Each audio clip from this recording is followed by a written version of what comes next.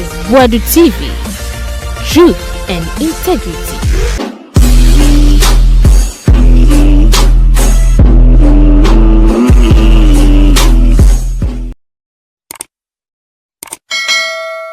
Ebusia ya mamu nyina kwa Boadu TV so ni be show first time na wasasa bi ye nyina like video na ye comment ntimo da ye tinsimu ewo movement TV Wontumi boys na san shade na be asibie mu Koka ene Gordon oma san hye oma de na siu Kennedy na si oma bonne kutia sa ma bo Kennedy kutia sa eso bia ko kasa na ba o mi aye nkremoni na den na wontimi nie so no se Christopher ndi ya so kra kwesisen Christopher no mo so mu ya Christopher mu di ya so na kwesisen yo Koka no metie gemenya seketwa gidi chese ye nya o kra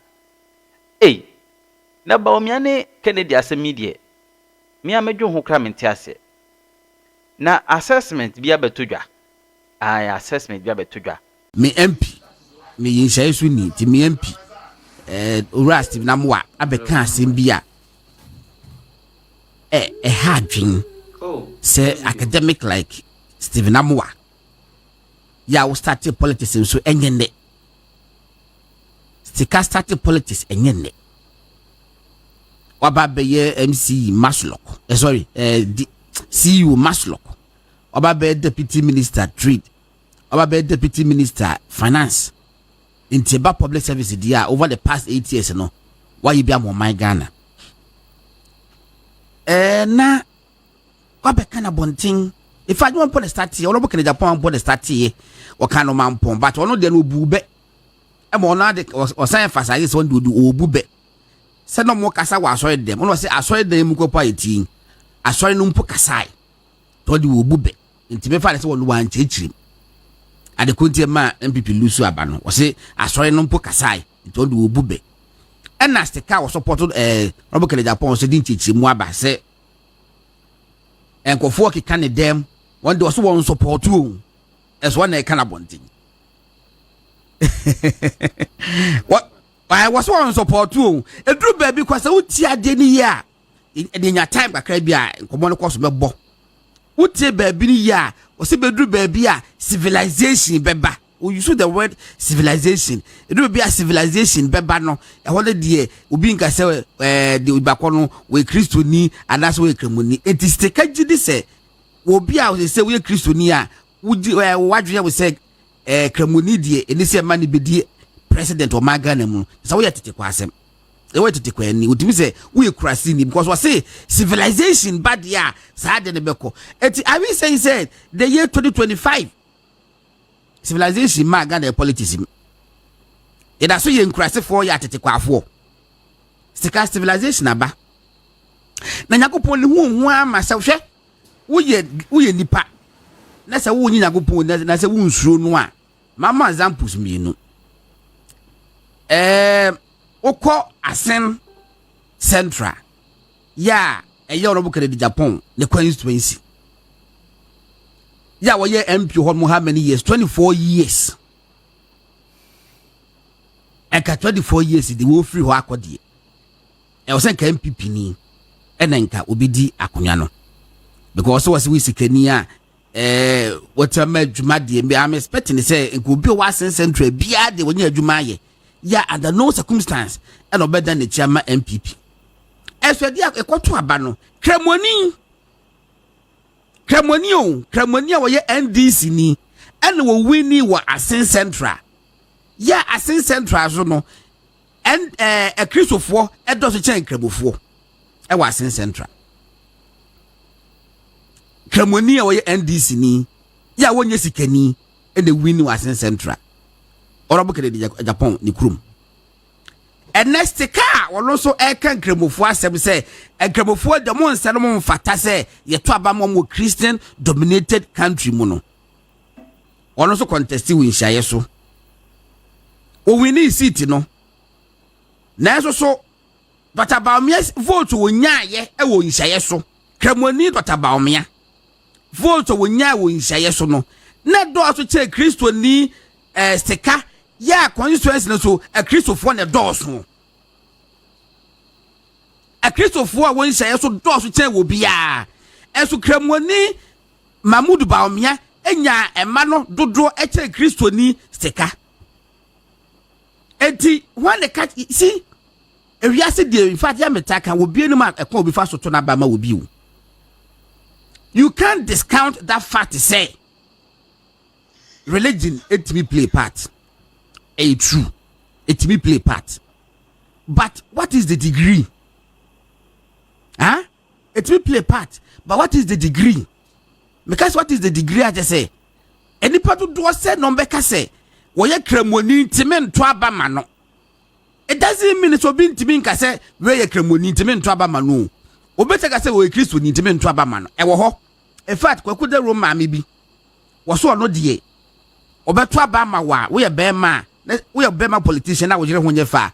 Wo contest election won to aba ma. I'm telling you, what you educated woman no. The choice no. Can you begrudge her? Okay, what's what's it just say wo be man kwa wo choice nye. Eti wo be da ko fa de papa bro my Ghana. Obama Rollins because yes won the whole thing. Che, met we ka cho say minimum obi so waka say na se ka so obi a be ma wo kasa kakra be na esu, be ma kakra bi so na wusu so. Eti resmen to aba ma wo. Eti because wo kasa ya na wusu. Wo kasa ya na wusu. Ya no so obi gina so to abetia wo. But what is the degree? Pastor Jamaica Muntia say yo. What is the degree? Stika kwa show. O say na hi. Obi ka che me say stika. O tie stika bro for Kano TV so radio so a. See the osi chichi hon and the economy and the o say na bufu keke. But what is the degree? What yeah just impact na any say. Obi tika say be ma we tie me nto aba ma no. Meboa. Ya ntibi. But what is the degree? Obi tika che say hey secondary schools near the idea I can tell you it will be there's a certain stupid rivalry between some schools to be when we say we will school way and we contest election go pa was meant to abama because of school be our can tell me I am lying but what is the degree? And Rami who are there on Facebook a branch of any kasaya was said to crepa was what one no ababa will be chimpna it was obo school be di memodino omubu mo pa ma na obi beje ababo ani free nsem and obeje na ababo ari ka che nko fo say akwa na obeje na yi no wono wese the bush of lawyers na we die che be mu free no nti abufu wose nata na okwo olego no why no change the course okoye law eti okoye law no because of that lady no eti o say free be hobesin de sa school hu mu se para ne buafu sa school ne malu hu mana ne buafu oh such a person or baby be contesting position from science school now want to man. But what is the degree? But the make I want to ask you, what is the degree? Impact let to say it I no crese obetaka as we Christoni and what contest to abamano where ye but then you know me you know say you have test for to aba oh my Ghana. But the year 2000 I'm on for people me you test for me manage no mudi nkomama at least miensa etoma ba man MPP no mo to abada wo the year 2000 elections na misha ba me manage no mudi nkomama mo koto aba ma MPP mo de che me say yakoto aba no enu nti sa wo ye MPP ni na sa wo gidi say sa de ne bia ha adwen kakra ene o mu ni nkomo na checho mu say eye abato eye amamuo sabi bedwasa amamuo nyamesom na senya pope free mu ya omo so mo pe ayi kwan omo kura de se mu hu de kwa ye se ye twa hɔ ma na ngusie tuntum na apie ye to enye pope ni ye kwakwa yi na ma oman Ghana na Kristo ni a wo se wo mpe kramoni asem obi akramoni nti wontimi lead oman no na pagan na obitima be lead oman na sa wo ye Kristo ni na kramoni a woni Kristo fo nkon tokwada kramoni a woni Kristo fo nyina tiye wono so ntimi ni oman no so na mom no obi a won kwa asori a woni asofo ko wona obetedi oman no so amamuo puto ne epo nya heaven abekọ amamuo emputo ne ekọ etiso ba enya wo spiritual ayi ene ye ka ho asem opa no akwa asori dem But all can't stick us, my can't go for or more did there. O de go for the die. Where did there? I will party mu. No sooner or bomb running. One go job baby clan kaka say John Boadu position na the man e dia. John Boadu. John Kuma. That be I can't say that. Be me Bokano. And accept me cast on our catch me.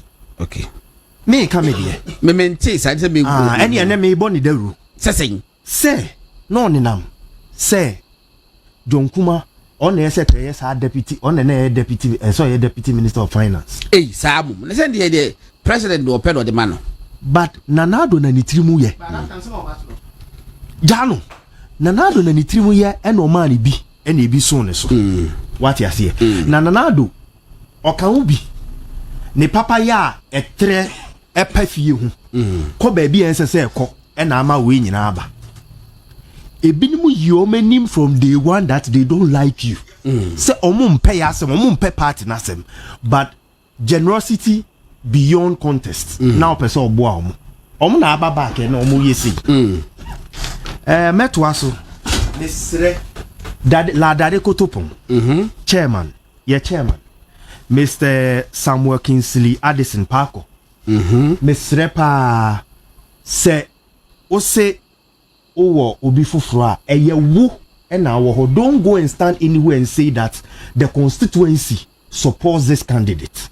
The constituency ni ewo nipa ewo executives o mukasa wako alanda wako jogati da wako efiri akoto da nansi ya wako ken ya bo ahyew so ni executives na ye adwuma nothing came. This time Dade Kotopon will rise. Ye benya candidate obeko abeye MP ama mputu abaho inti yesrew. So when umaya wo there ko ba bia wo ba jai the constituency ni enko de ne beko. Gordon me there radia say ye party executives decision no ma take no aboy.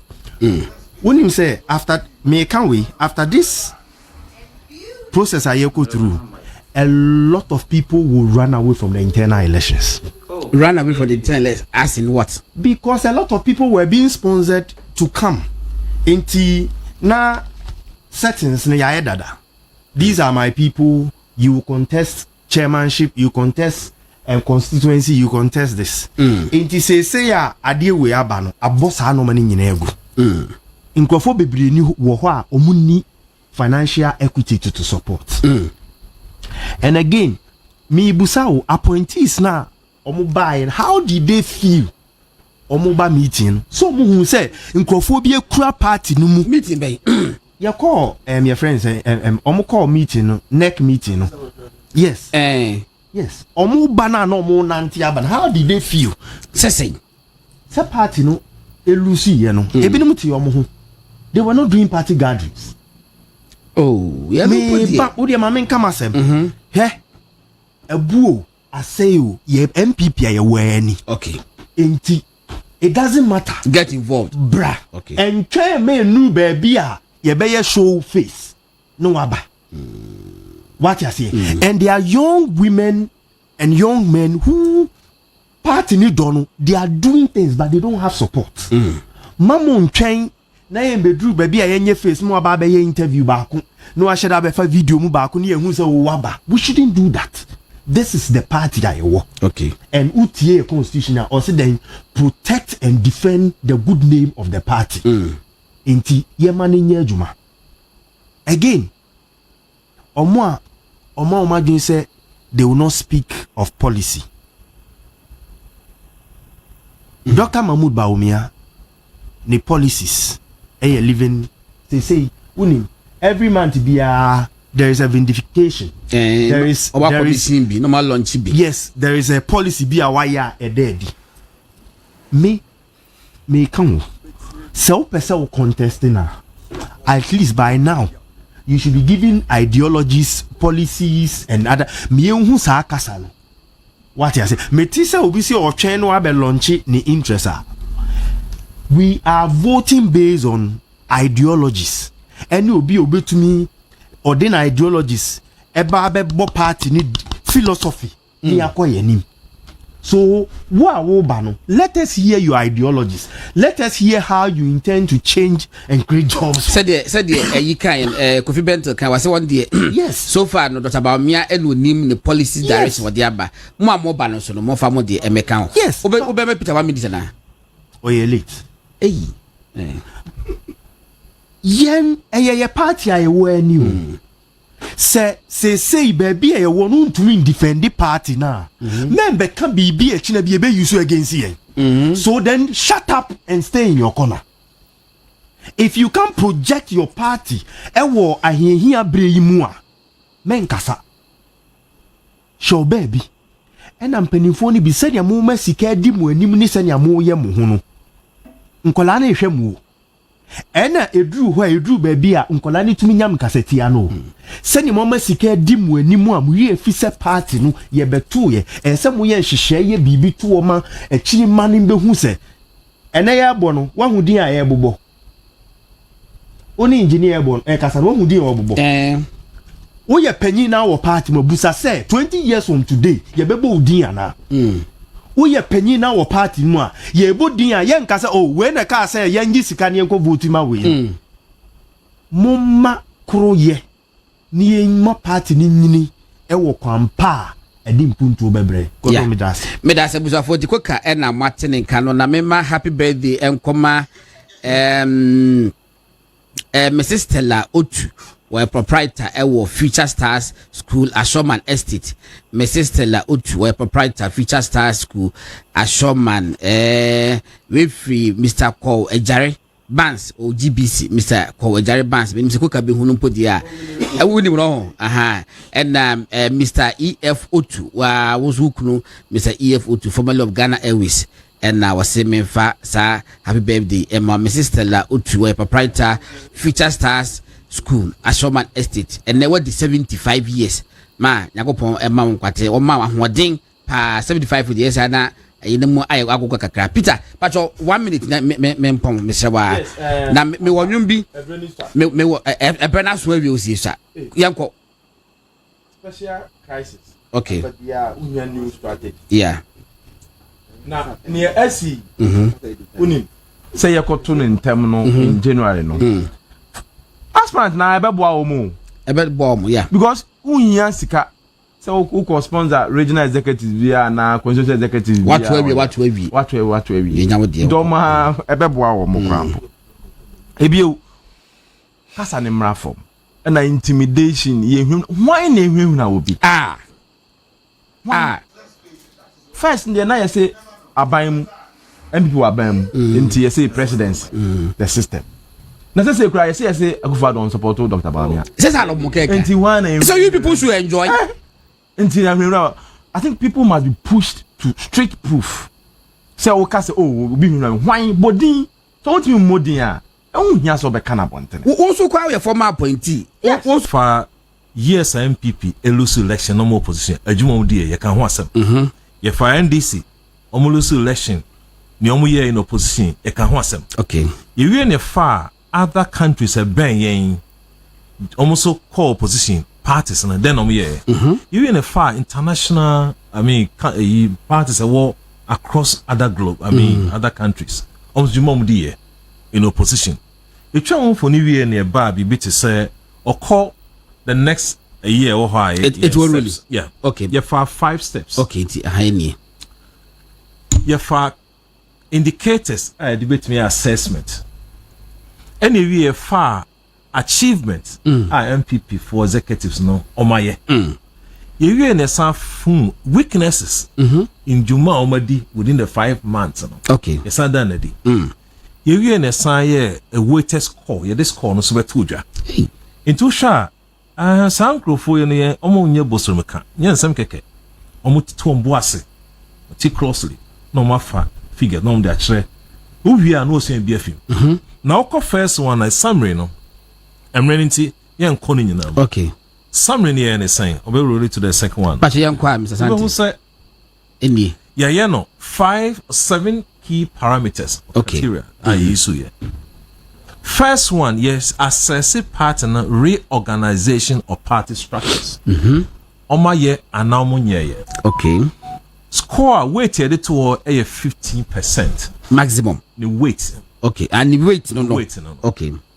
ɛna yɛde activity ɔmo yɛhu sɛ ɔmo yɛ regional reforms bi ɔmo yɛ opposition desk party ID card project bi kakra ɛna ɛma ɔmo raw score no okay ɛyɛ 40%. okay. Na yɛsan ba communication and public engagement. But the reorganization of party structures no we busa say na team ni nim enema expected of party no some be within that framework nana. Good.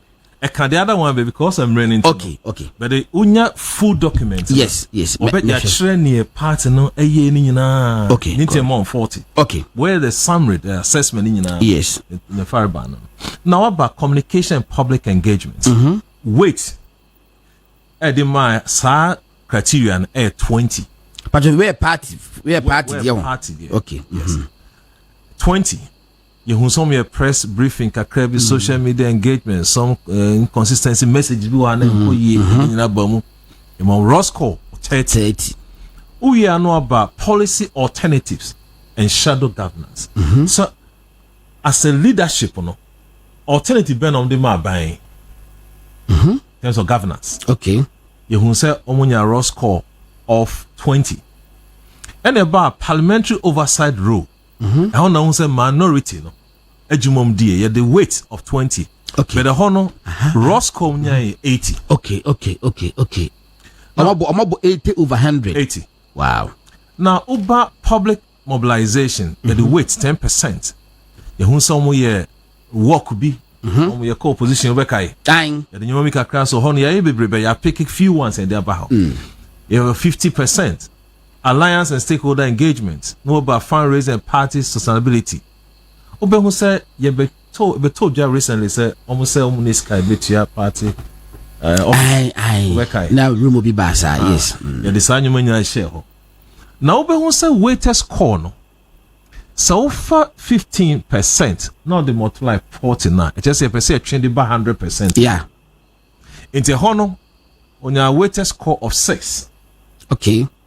Yeah, they saw 6 out of 15. Yeah, 6 out of 15. Very yeah. good. Yes. Problem, Mr.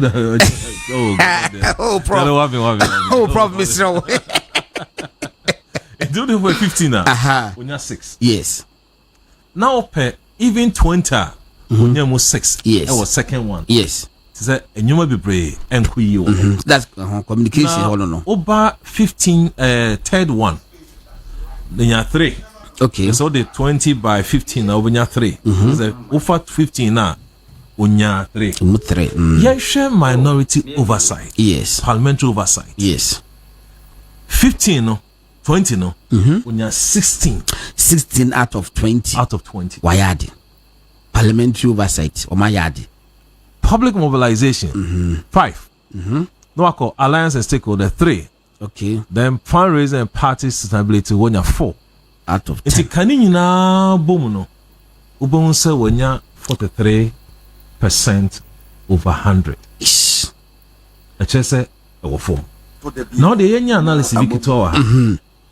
Ye parliamentary oversight rule no.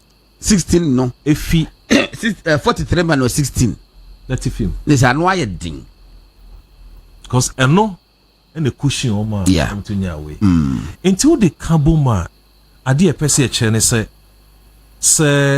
unya sasko ya god am so by school ti mumia me papa god on mumia me pass na me me free mu you pese what dey e go di agro anu adi on hwe ja unya 43 a say wo f no ai what feel o ko IPS say what feel okay now as a person can say it signals significant underperformance okay of national executives. Okay. A chese jumadi kese e wo ha osomo ye. Osomo ye. Hwe na sen enyo bia beto job bebre. Sade eta hu ye hu ni say anytime a minority access so bia on baby bi no. Then opposition even say national executive e di actually. Now agenda na ayana is often set by the minority. Yes, it shouldn't be. Shawasha yade ekoso man no anytime a opposition party is effective on a certain agenda for the national the ruling party. Here is the opposite. The administration will set the agenda no na the executive and now the opposition party abedi. It shouldn't be. Okay, but yamba a lot of advice. Okay, before we call advice no so no prof say me share assessment wing me realist me in political you know me realist yeah me share na what if share performance of party in opposition na tembia ya na oma ho den no ekogina parliament enti say eye enanka the performance of the mighty minority of 88 members of parliament enanka mo so de no ekoye ebia 9 out of 20 ya enanka the party enam slippery slope so a enkomo ko abis but said the parliamentary oversight rule no omotimanya 16 out of 20 no I am say it is not that bad because most often than not no parties when the parties in opposition na tembia they look up to minority enti no yam say enye hu sa but advice no so amode ba no say omanya 16 out of 20 and then give a party leadership no so no etimi course nya fa say bia 12 a nigga party no be strong pa to aso no it's good to be realist all the time say oh she nyoma o hwe ne sene o say kono we ye adfutuo and the party or person or samba power. Yeah. Remember, the 4 years. I started. In the 1 to 2 nyoma share nyoma ye. The beyond opposition.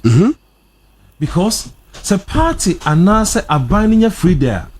Oye do pebia. You did to say the minority partner who they also call the minority in parliament, which is excellent. But so Jenny na the van sonya. Obeba abe press conference we account policy. Obeko parliament pass boil. Entimusu munsom we kuta. Exactly. Obehwa na nsem ba abonten be press conference. We call ba na pass bill. Aye. Indeed, be as on all champion course amawa. Then obey parliament ama. Obey kona bills we are passing. Tinia can say almost so report me. For the on there today, a idea be wow. Engage you. Almost so report ready further. Near to scene, near Nkoye, your mom a lot of recommendations in this. Na yenesa kakra a bit pushy party. And yet the beer now because of the cars and papa ma. Dabi you put here. Cars and bonnet edit. Na nyankwada.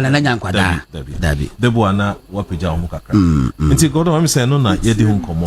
Okay. All right. Nti no dear academics na the abeni say o hwe MPP parliamentary oversight rule in opposition minority led by Osahene Afenyomaken and then penny for na so far there and you see obia hu we ya without even having scientific proof biano what did he because that is the public perception out there say parliament MPP for parliamentarians and so far so good but party no ankasa so ahode no so e wo headquarters wo asalam da no so no e wo form nti we I think say we a true reflection of what is out there nti ndie medasi wo holo nti meba ho okay busa question no prof yadasi say prof we share public communication public engagement both party no any parliamentarians in here what you say nti at that point you know second one is this strictly party pet and I say the work of the parliamentarian in press engagement in this angle. In fact, because again public mobilization need outreach you know. Parliamentarians need memo last omonanti eba your friend is saying police headquarters and I was say among common parliament common start here yeah find solutions Wontumi work so me person who at what point na we near strictly party and a strictly minority in parliament. I'm say the full report but me pick there's a summary of all but don't share from the beginning your state minority ejumomadi since opposition party opposition ne executive omudi the way capture the summary the kesena fi minority in this criteria no kesena fi minority I mean in parliament one might engage a lot of in fact your report you those national executives any normal kayase komo ya omonye very ni na any weaknesses are nyomo ye no ni identify as a way one ye ni yo think am in this yasama other options I'm saying you okay eti minim say la we no be come back kakra bi ho na want to monitor I would ba cho ye kwa ba na tisa alaji enya ho ye la mo fa ne come office o na mo ma de me yare na so me ntia on tiapo okay me mo ko de man coffee kakra na ma me coffee ko de wa ko ne ko ye no on fa mbre me sa ho okay mati kaso eti yako aha o da be ba mamite cancel morning oba David so on why supreme leader o oh what you supreme leader prof baha na ye ni agi okay it me education no na adosu pa all right and my men ko e hon me ko kwacho hand okay first of all yes good on me da wase akonya yi ene watiefo nyina se yenya akonya betina ha ye bekasa achamanfo prof I make a nice presentation I just have small comments on it and it's you can say me say no trust anonymous in the church yes and ko for omo put this research together no e ko for omo nimde ebe yes ye beji atum se adwuma o mayendie ni ahwe ba bia ye feel se wose ye tenetene no na ye to ho anamo ye opposition ye hu ne minority ye gidi say by the end of the year say ekui ebesan ye analysis bi mu ana research bi mu no analyze aka ho asemu a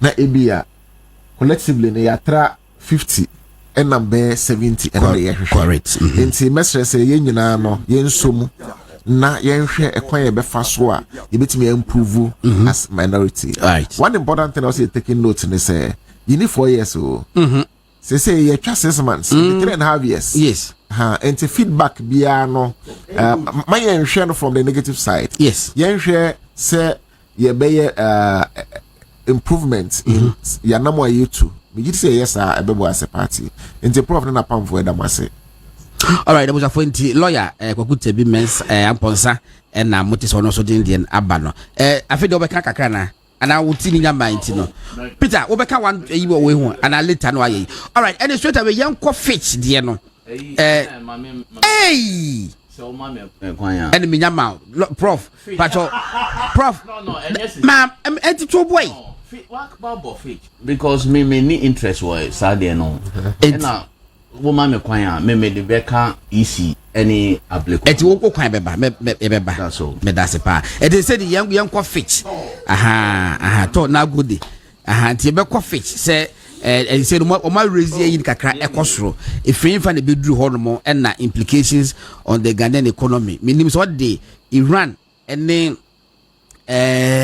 Israel so to kwen so enu anadwo de course de say blockbuster we nya senke to akra nti minim prof alodi sorry last week or so yes net is a report you have told you from Fitch ratings yes taku yam say omat ye juma so many years na omo chere oman hodin awo sika sem na sefo and so many credit rating agencies they call you cool dancing. It is say Ghana ya could B minus. na ebeto jami say bebrena say emfa mo sapon say no mo ye sa adwuma yi ye beka ho asem na if he na ebeduru he yeah if you RD that's a restricted default ona ne ewo country ana ye normal sa bracket if is Zambia and a normal sa situation restricted default e say oman no untimi ntia osika e kawde the south country no ohu bebre ye mo ska untimi ntia say the way to so say nya de papa dabi obi am obi bi na your matrix use EDSR calculations and sana why na emi say o share criteria EDSR here your investment grade yeah Fitch for BFN investment grade needs started from AA3 3A's okay that cause it 3B's okay BB's as our bracket no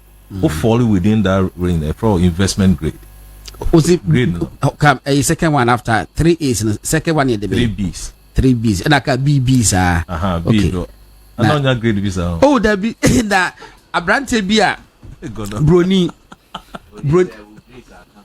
a B oh me the B's the metapio and a visa is called as in B's the metapio most of the time about me B's 5 menya is being me become Jafra na yefe na a BB no at the time okay BB that be say brony bi no na ire asem na omakon ye bi di asem no na nipa ko di asem na ebusa brony be man so man options and was say the first edini Peter and was Peter I have some options for you. Option A was either you stay with your wife or what my option B ni pa was it B what them B no was it either you stay with your wife that's option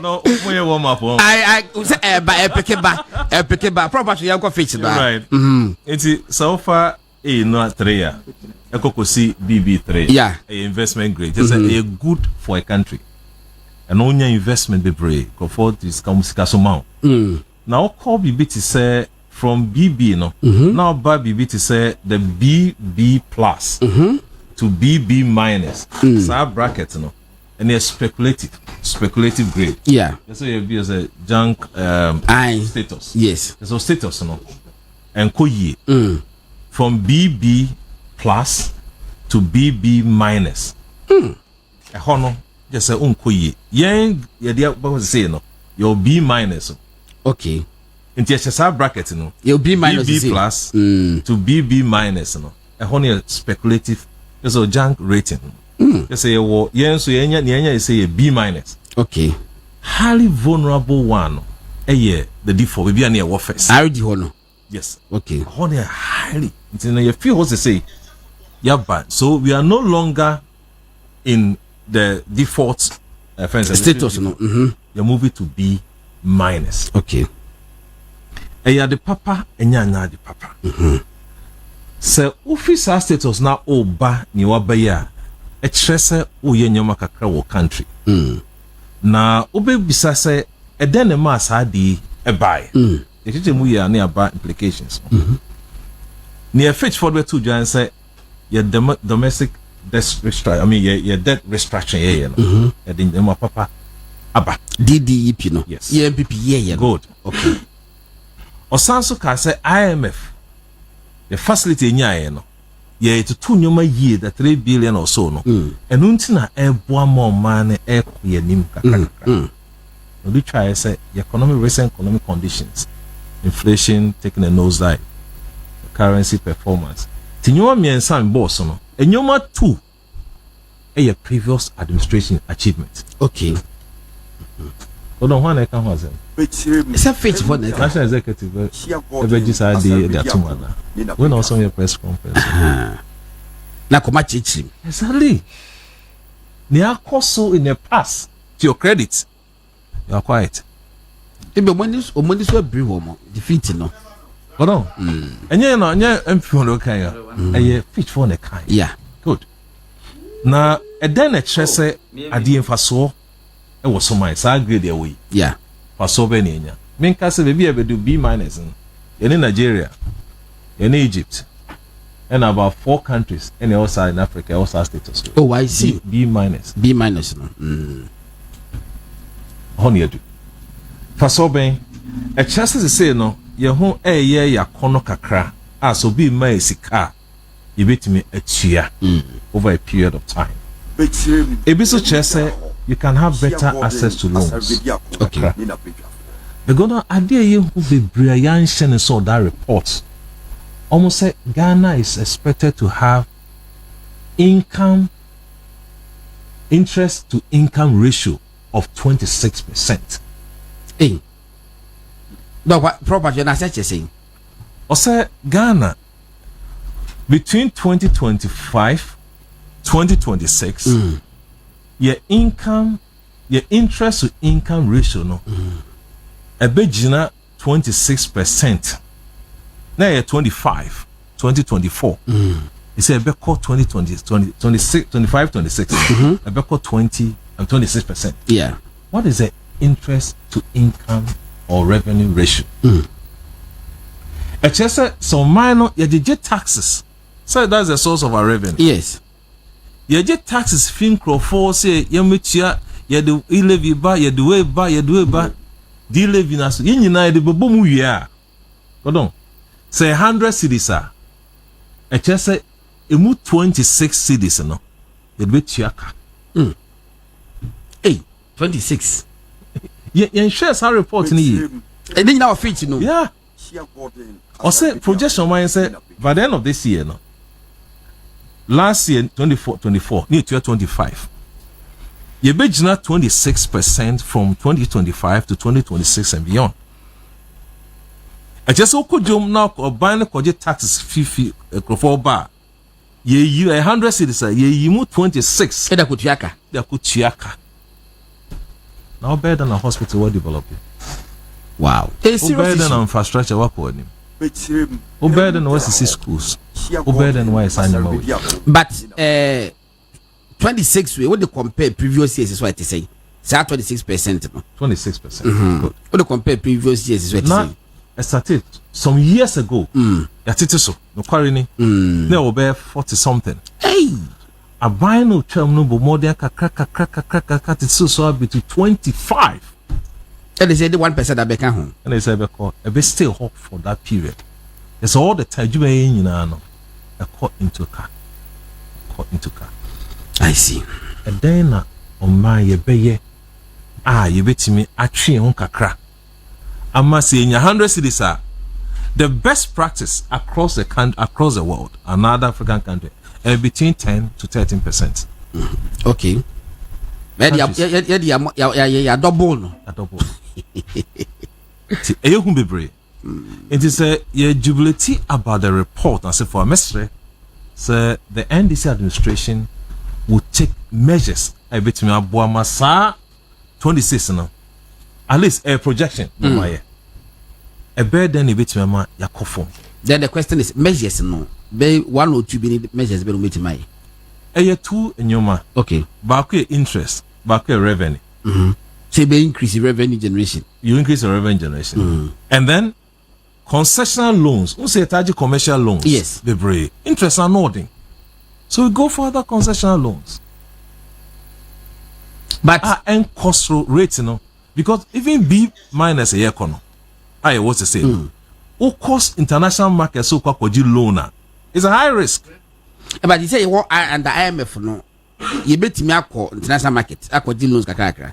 Restriction be anyhow. Okay. This can be really bad. Yes, I hear loan. Okay.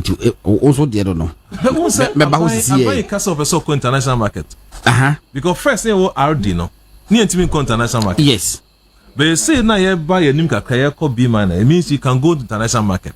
But the problem is that with your status, Okaso ukwa, ni almost can who so your high risk. Yes. Before the high. To mawa or the nsiun kesi. Kesi the better so. Into already 26. Oh chill. Me video. Usa koji kesi asando ya ka hondia. Then na uye jumani nyina odi kotua ka. Eh. Uye jwa go bi botom. Odo. And na there a mind penifo your far innovative ways. I bet to page on man akos. Nti man your engineer radio so TV so ni embo yensem. the government must find innovative ways of reviewing. Hold on, and what you want to do? But may call a yo. Lamposa, see about the trade. Ebia now will boom for one watch me. I had to feature that. Okay. What can I say? Go on, me Prof. Actually, mupa ama obia only accountant and finance background no at TSC. Na we mu nyina indicators am gidi say o mai bia ne gi say ne de no age na ye. Nti e wo say ye ne gi say magana fu nyina say ye de age na ye efre Audi aba be drew B-. Ye bompa say e be konenim but I will say you busa ya ho say Saturday we no e da kro na be drew ho ana. Nti this for ye we adwomama e da no e ba ye 5 months ni an 6 months no ye adwuma yi. En na timi atwenya free Audi aba be drew Sambriana. I think say sanity. I think say shop could be a shop wa a bed then say obitim dey adwuma within 6 months enyam faso bumu and I say we move from shop we share to shop ABI be 20 years into yama credit but the kwakra nyina na say impact na say ewo Ghana ya brabo impact na say god on say me kan kra kire wa enra me ma crash bi koto cement maame okay koto no 130 Ghana cedis 130 cedis yes 130 Ghana cedis meanwhile December na cement bo e range between 66 and 88 Ghana cedis yepa yen check na ye ka cement is a petrol unim say cement bo kosro mason foreman labor o market ya kosro almost GB eba from where ema from bi na aka ho kotokora kwa kasoro enti bi osi dan no ebo aye de ama no o de beje aboden nipa okoje shop ne bo be kosoro enti ewo ensusanso bebre we nyina yeso ye ho se aban no nija abase fetch yi ama ye rating na ekosoro yaka dollar aba form ne ho yesra aban Oma yinhu ewo ye dada brabo mu na are meaningful to us ye bosi wi a omo ma ne ma no mra from ampa na ye nyina no ye ne okroma fetch de ne meka okay so who you accounting no me accounting okay nti the boss ni adwuma na prof ne ye nuano mu aye academics ni ye because sometimes e be hia say ubenya susudua bi as we move forward no ye be gina so na dia ye but anya me nwanwa say party no almost score no na e wo form kakra I mean naturally a boy ye bo MPP now you don't expect to say na omu free abamua no eye dey ya say omu top form no omu ni so be biri omu kakra so but ohwa say they are picking up the party is bringing I'm sure say a year by this time the party no and I say Prof Musa ko ye biwa ombo say party no omo benya ratings e was ropa okay enti enen komo ho no largely no ebeye MPP because say ayikopo parliament electoral commission ko parliament efa ablikuma izablikuma no for de no and anya izablikuma no for de no nti no say no yibitime edi ho nkomo kakra but ye be focus in the meantime no on MPP de mo call meeting no neck for the council meeting mo de be buy no ne my babontin omo propose constitution amendment no afa full one number omo anom ka na bebere mo ka say wo no mo fa full list na de be afa mu dwane over 300 pages me boa 303 right mo ko kan yen na wo kan na mo fa full list na but propose amendment no ba ku bi ewo mu ya yende me no se ko for start mu di hu nkoma me so I will kick against that proposal again no mo say enka positions bi hono ma first ni yen to aba wo so yes it can be na almost maintain no but me stress and the common to aba wo so positions ni bo holo mo ano say ya na say women's organizer the deputy yento aba we deputy general secretary deputy yento aba director of communications yento aba dia kan bebre ni yento aba no say ye di ama wo aha media ni say no ye me say enka wo hwemu a enkeye sa wo hwemu mo a enkeye to satisfy enema bi kakra all inclusiveness inti by you must say over the past 15 years system has it been abused and what is the guarantee say no it will not also be abused them you can say national treasurer me say menya national treasurer ni say to no swaba obi person will show the competence so we tell national treasurer obeda show competence na ama the grassroots how do you exhibit your competence as a treasurer?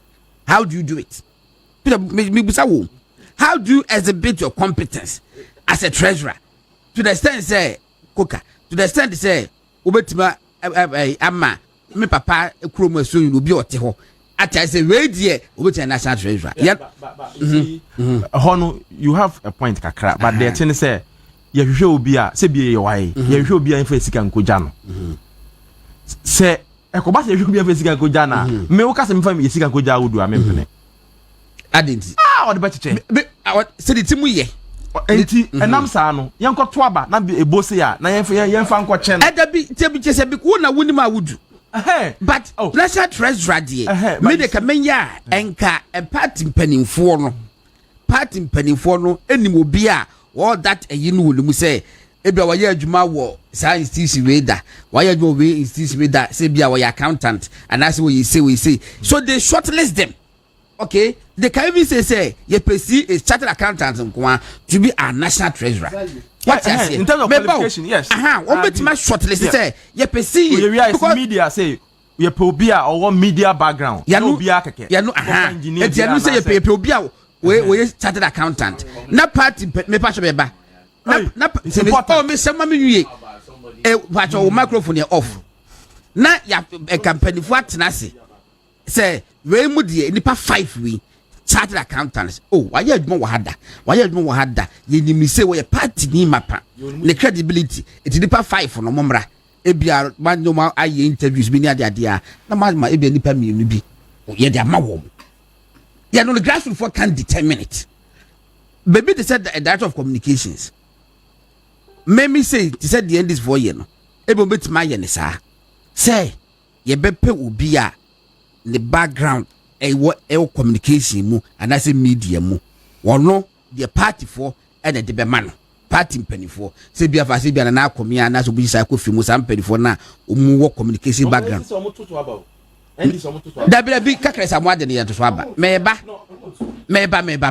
na sam mpanimu na nkono wo ho but ye wo that ye wo communications person so a that person should excite and grassroots for the say race workers you mujidie no won so akoto so aba ba wo that hall man can see afet wo de enkomodi a ekokoso nyina and na the other proposed amendments bia and ekoso now they say 31st January 2026 MPP beto aba omoka say 6th December ombeye electoral expansion kakra bi minim se ho no beto aba bi ho mana so mbedin a sancheche mu di mi se da enyanya ne ye enti that 6 December ewom they will do some you see that is dependent on the ABC on 19th next okay se ko ba se conference ni ko say e be a former appointees and former executives omon to aba e wo se omon no ene e be a polling station no ombe to aba because there are two people that you appoint to more polling stations. Be can person starting call straight away na. Oh, that be say I would be some na me church. Until you start a bit master. Yeah, me that also. Afi start. If I the free ba. Send you man emienu. The conference date of election. Yes. A question go for say a top down approach and I said day. But me say we share 6th December dey ni same dia and a miss grade and yet top down approach. Yes, 6th December day no. Because at the end of the day no there will be some form of election. Yes. At the polling station. Before presidential one. The presidential one. Ayanko. But no crane say party ninti amra bia. When omu decided say omu beto aba no January 31st. It is not against any of the parties and our constitution. No, say Oma decided say Omo beto Saba no on January 31st. That point must be made clear. Into share the Article 13 now, Oma equal 2 year now, when Omo announce the January 31st now, or say, and Mr. Yen kind 13 no, Mrano, who say MPP party na Mra party, and Mranim phone kwa, inti Omo ya they are very careful. We had Article 13 plus 1 now. So the election of the party's presidential candidate shall be held not later than 24 months from the date of the national election. Inti that 24 months is 2 years. Yes. Inti party no e dey show mo constitution mo say at least 2 years to time no or say e be do 2 years to time no omo candidate. In this ene kra yeti MPP decided say come to omaba and now elect omo 2028 candidate. Just that there's a part I will say 6 months to time or say announcement in your makoso. What do I say? So deciding to so ombeto aba on January 31st no is in line with the constitution of the party. Ebio the B part of the 13 one now will say the date and venue for the election shall be decided by the National Council, provided, however, that the National Council may, on appropriate occasion, vary the date. Ebio, a body omuwo to me, somebody decided what's the party to abano, a National Council. Until the National Council soon share omuko decided say to abano on the 31st. And until first and foremost, omuntia emrabia. Nemo musha 13-4 now. I said the party, when the party is in government, the election of presidential candidate shall be held not later than 11 months before the national general election. So more about there any 11 months. But once a party no opposition there, they can decide somewhere to about any date. But you can say a borrow 2 years. Say omobe to aban. Now here National Council composition now. And you'll be akeko. Party no Council of Elders. Penifom di party no achi pen. Ewo enormous experience and historical conventions. Omunim party no founding members because members of National Council. And more former executives. Omo di party ni mu pen. Former president, former vice president. Say akuku dam for pa na National Council members. And now regional representation, regional executives. Omuna akwako decided say, which is not also against the party's constitution. A party in the constitution, Article 19, and the require a fast so ya amend the constitution.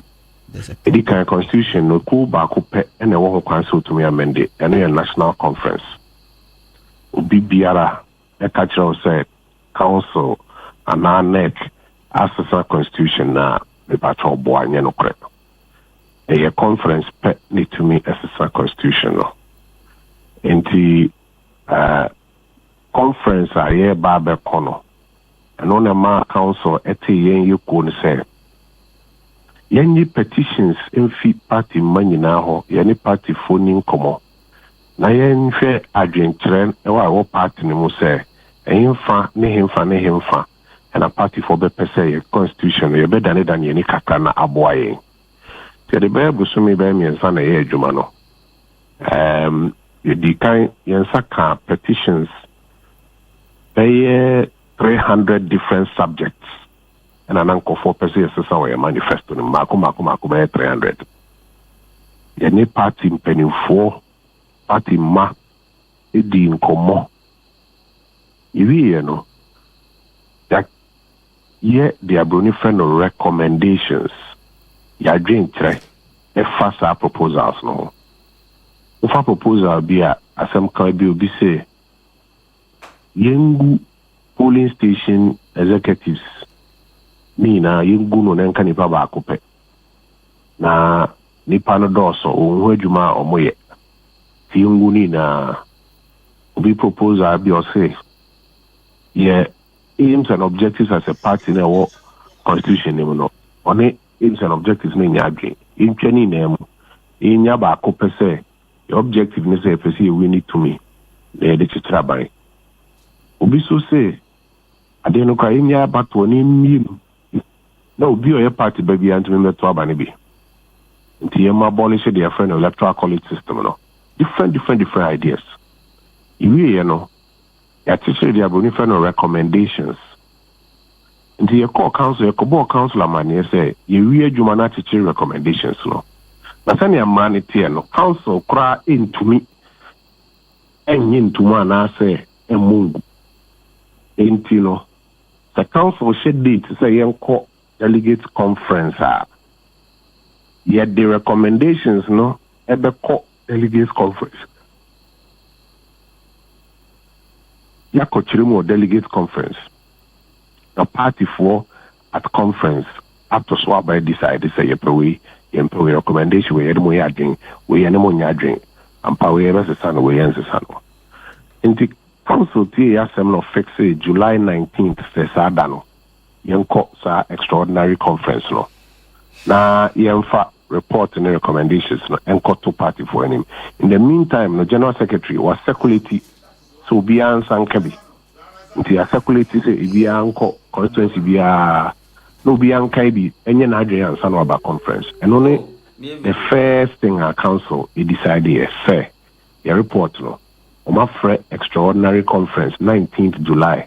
Say report no Emra conference na conference enyenye ho ento swaba. It is abia circulate.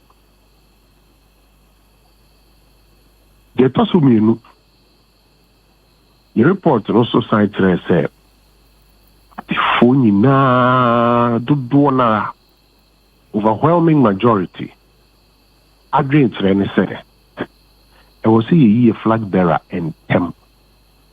Isan say to say your penny if you need flag bearer. You need flag bearer and you know nipa dodoa April flag bearer no more to take camp is my camp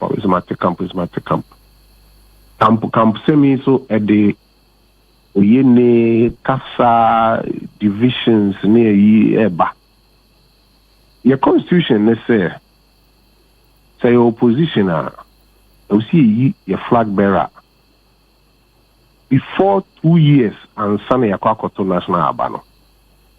Until by December 7th. Anyakura by December 7th, 2026, there never say a year flag bearer. It means a December 7th. Which means our child of private me a flag bearer. Next week, you me a flag bearer. Next week, you me a flag bearer.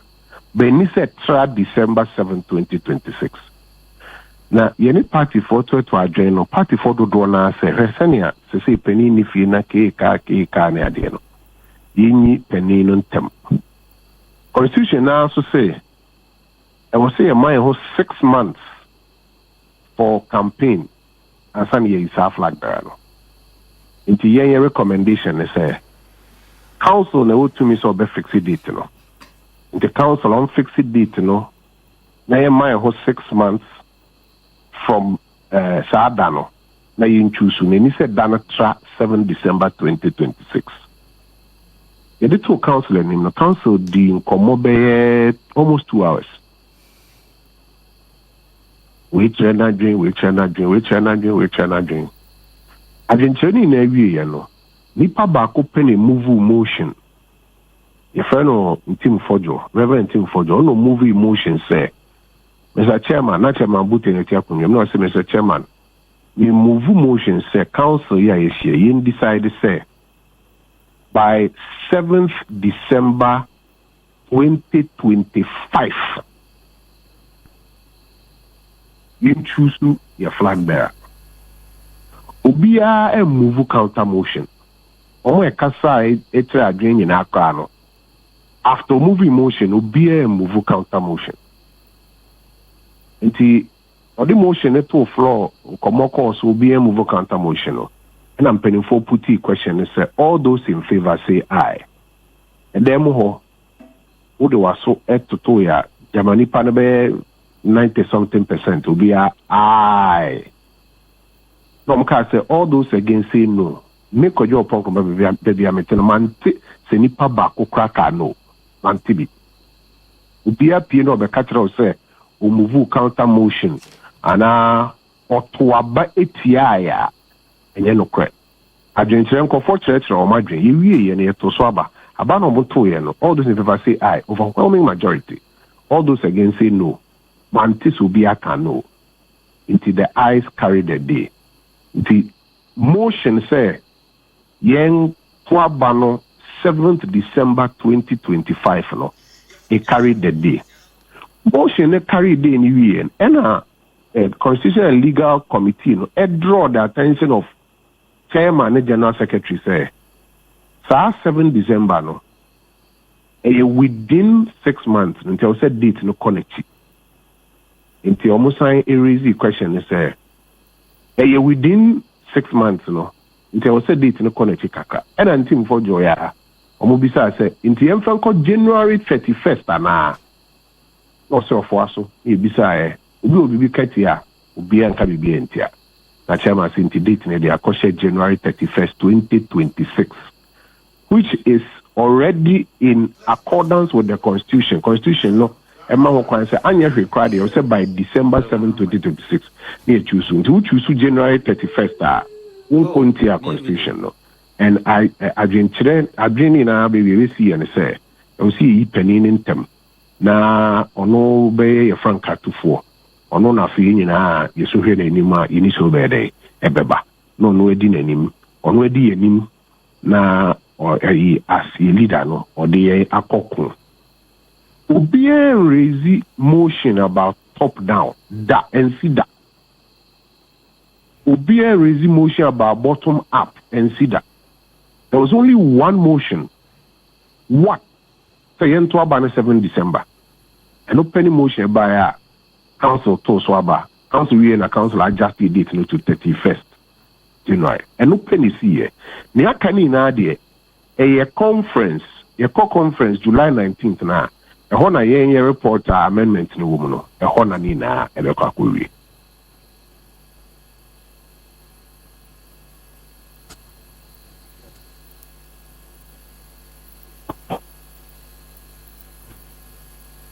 Hello Gordon Ona pato metie wo Nti de ko see wo hono no Obi be catch say obi movie motion say top down and bottom up and there enye no correct motion ba ko pe and e buy 7 December on to so aba wie no na ya adjust call 31st January and no penny see kai na aka no the constitutional amendment na be call conference a conference decided 19th of July.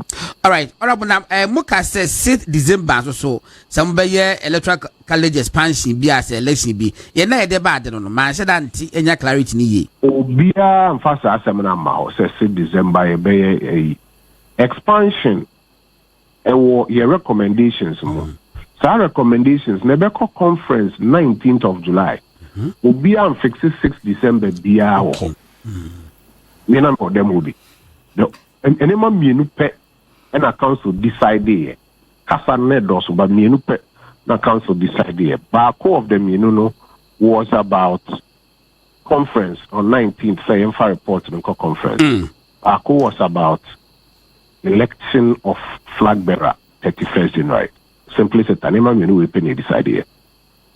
All right, and then that's settled. Mami Musa question back na how did the baby say why Dr. Baumia again? What's the answer?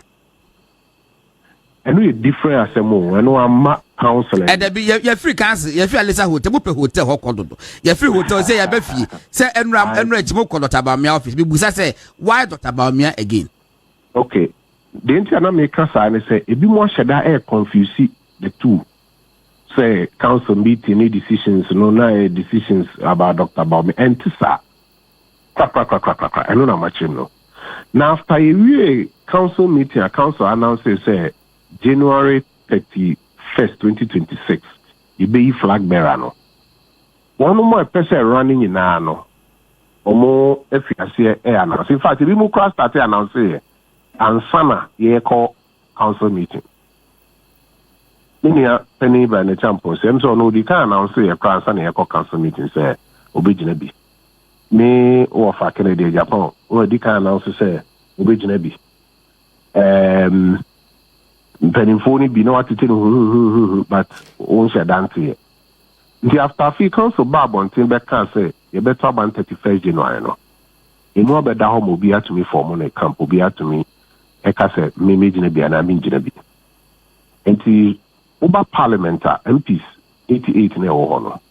Nothing come with your circle, charity bend there. And yes, we call MPs base 60.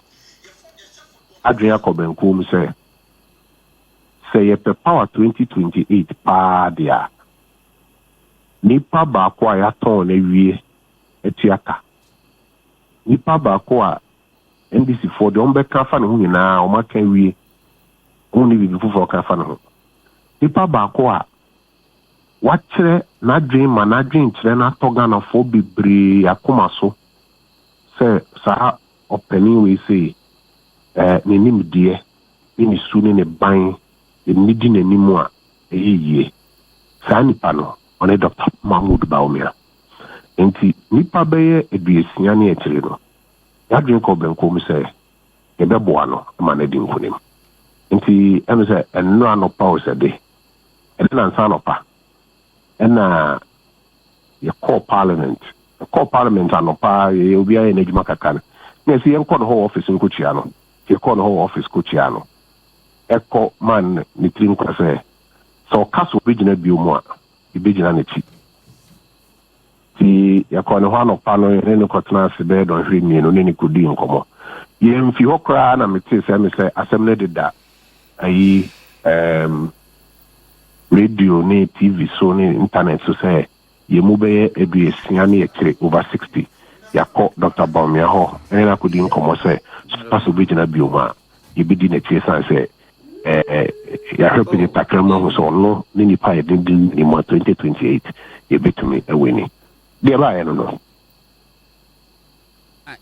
edi nkomo bi mate se wonua ba ko se afedie omo de wuye Kristo ni die ni se woto abama kremoni ma kremfo emfata se mba beli di oman te se Ghana ya Christians ene doso one day bi di sanko bi anyambo next week ne ya hwe why mate right abula for entikojo ponkoma ena menene ekasat kaka bibi na me kan say kakra me kan found say mesre MPP for say baby gina no ho etro saa busu mi nsia ye da enimi ye bi opinion no be di enim sani amra ne kire pepepe so one show ka say yi na ko kikan sem bi ensem fata ebeto aba no be wi na ndisi fo be twa saa asem no on the abe advert in the 2028 election 2024 ABC year yan someone aka etitia hono NDC4 the advert etitia man ko fo be su gidie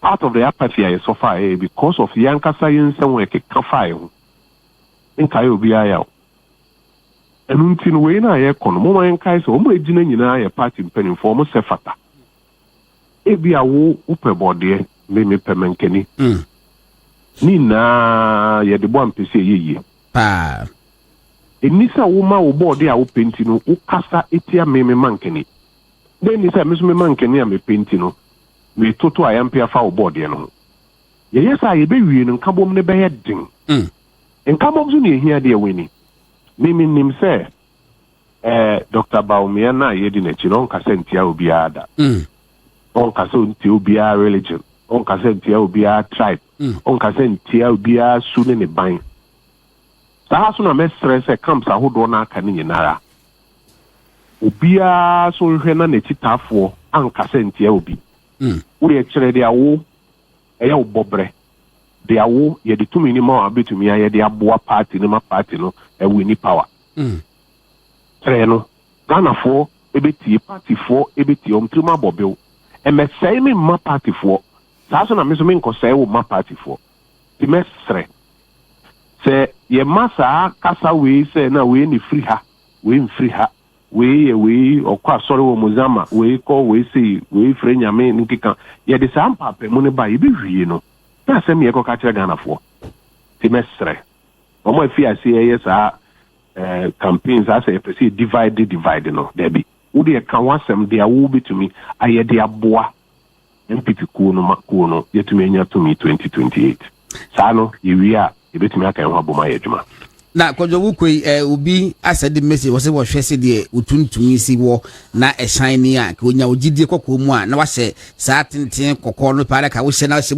kama wose ka ni je beje wose ka ne fepe ebeye mini anum bebre kura ko jidi kokko metro kura no mo kono mo mpa mami you see mo mpa ma nyina ye ni pa bako ma ye mfa mpa pe mu ni ade mma Mate, abusafo Honorable Kojo Ponkroma na motese ni di enkomo no a member of parliament for Fancy I be in the eastern region no information minister the immediate past minister of works and housing na motese ni edi nkono Kojo e bedo ase de bia tetem bia no wo ha wuni ha no mo etimi etu esafre wa wutimi eye available na ni edi enkomo aha Wontumi radio 95.9 movement television so bichiremu ena mutie na mo hwe de fam god na sabedi akon ye be kwa homa no sisi na mene engineer Kojo kwabna Agyapong akwakodie nkomo ba Peter yenko enti de na make an say entia emra bia yeah fit into their constitution purpose. So there's nothing like early Congress. Ebio, what kind of Article 10 na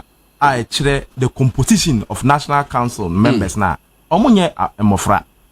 I mean members of parliament 20, National Executive Committee 4, past chairpersons, past general secretary 4, past president, past vice president, past presidential candidate, past running mates. Kese hukudam for nkwa. Now nim Uba the Article 3 in Swa or say duties of a member. So we a party near essentially by force over Joniku. My man Kwahmano Sisia. Engineer, good morning. Good morning. Na enematis engineer. Nyankopadum Yesrano Pana etimi humina moja frusania. De nyamiase enu ne hia kwa memfa kwenye so de atia watifu nyina na obi ajo so Nigeria me dey straight to amensa enka ebra isusa na ye pese ye nya akonya wo politics ni edidi akire no na nado da kwakufu ado eka hu nti na meme call MPP na kwakufu ado na nsi amihia no meka kire no se wo ka hu pa na ma me ni agidie ewo MPP na after wono no na emrante bi so baabi a omo kasa ewo MPP ho a wotu so mu nim history of the party na wan kasa njina Kwabena Agyapong ka ho kasa till now wo kasa ti se eni je ma ho ka mo kasa no ho ti then wa wunu aka kresamu a koye bibia ma mu yi na die no wono so no wo kasa wo party no mo to say yes na ka kresamu aso e ka ho and of course ura dambotwi ene ye wo fa Boadu Agyapong eti mo de.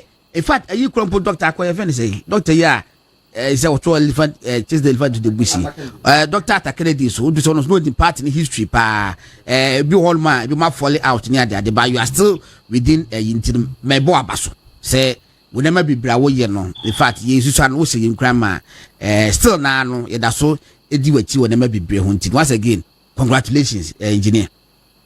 Me that's pa really one I was saying gumi no pay because ubo dini bia na watomia go back into history. Sir, one way name history no beka baby for her 12 Template Lane.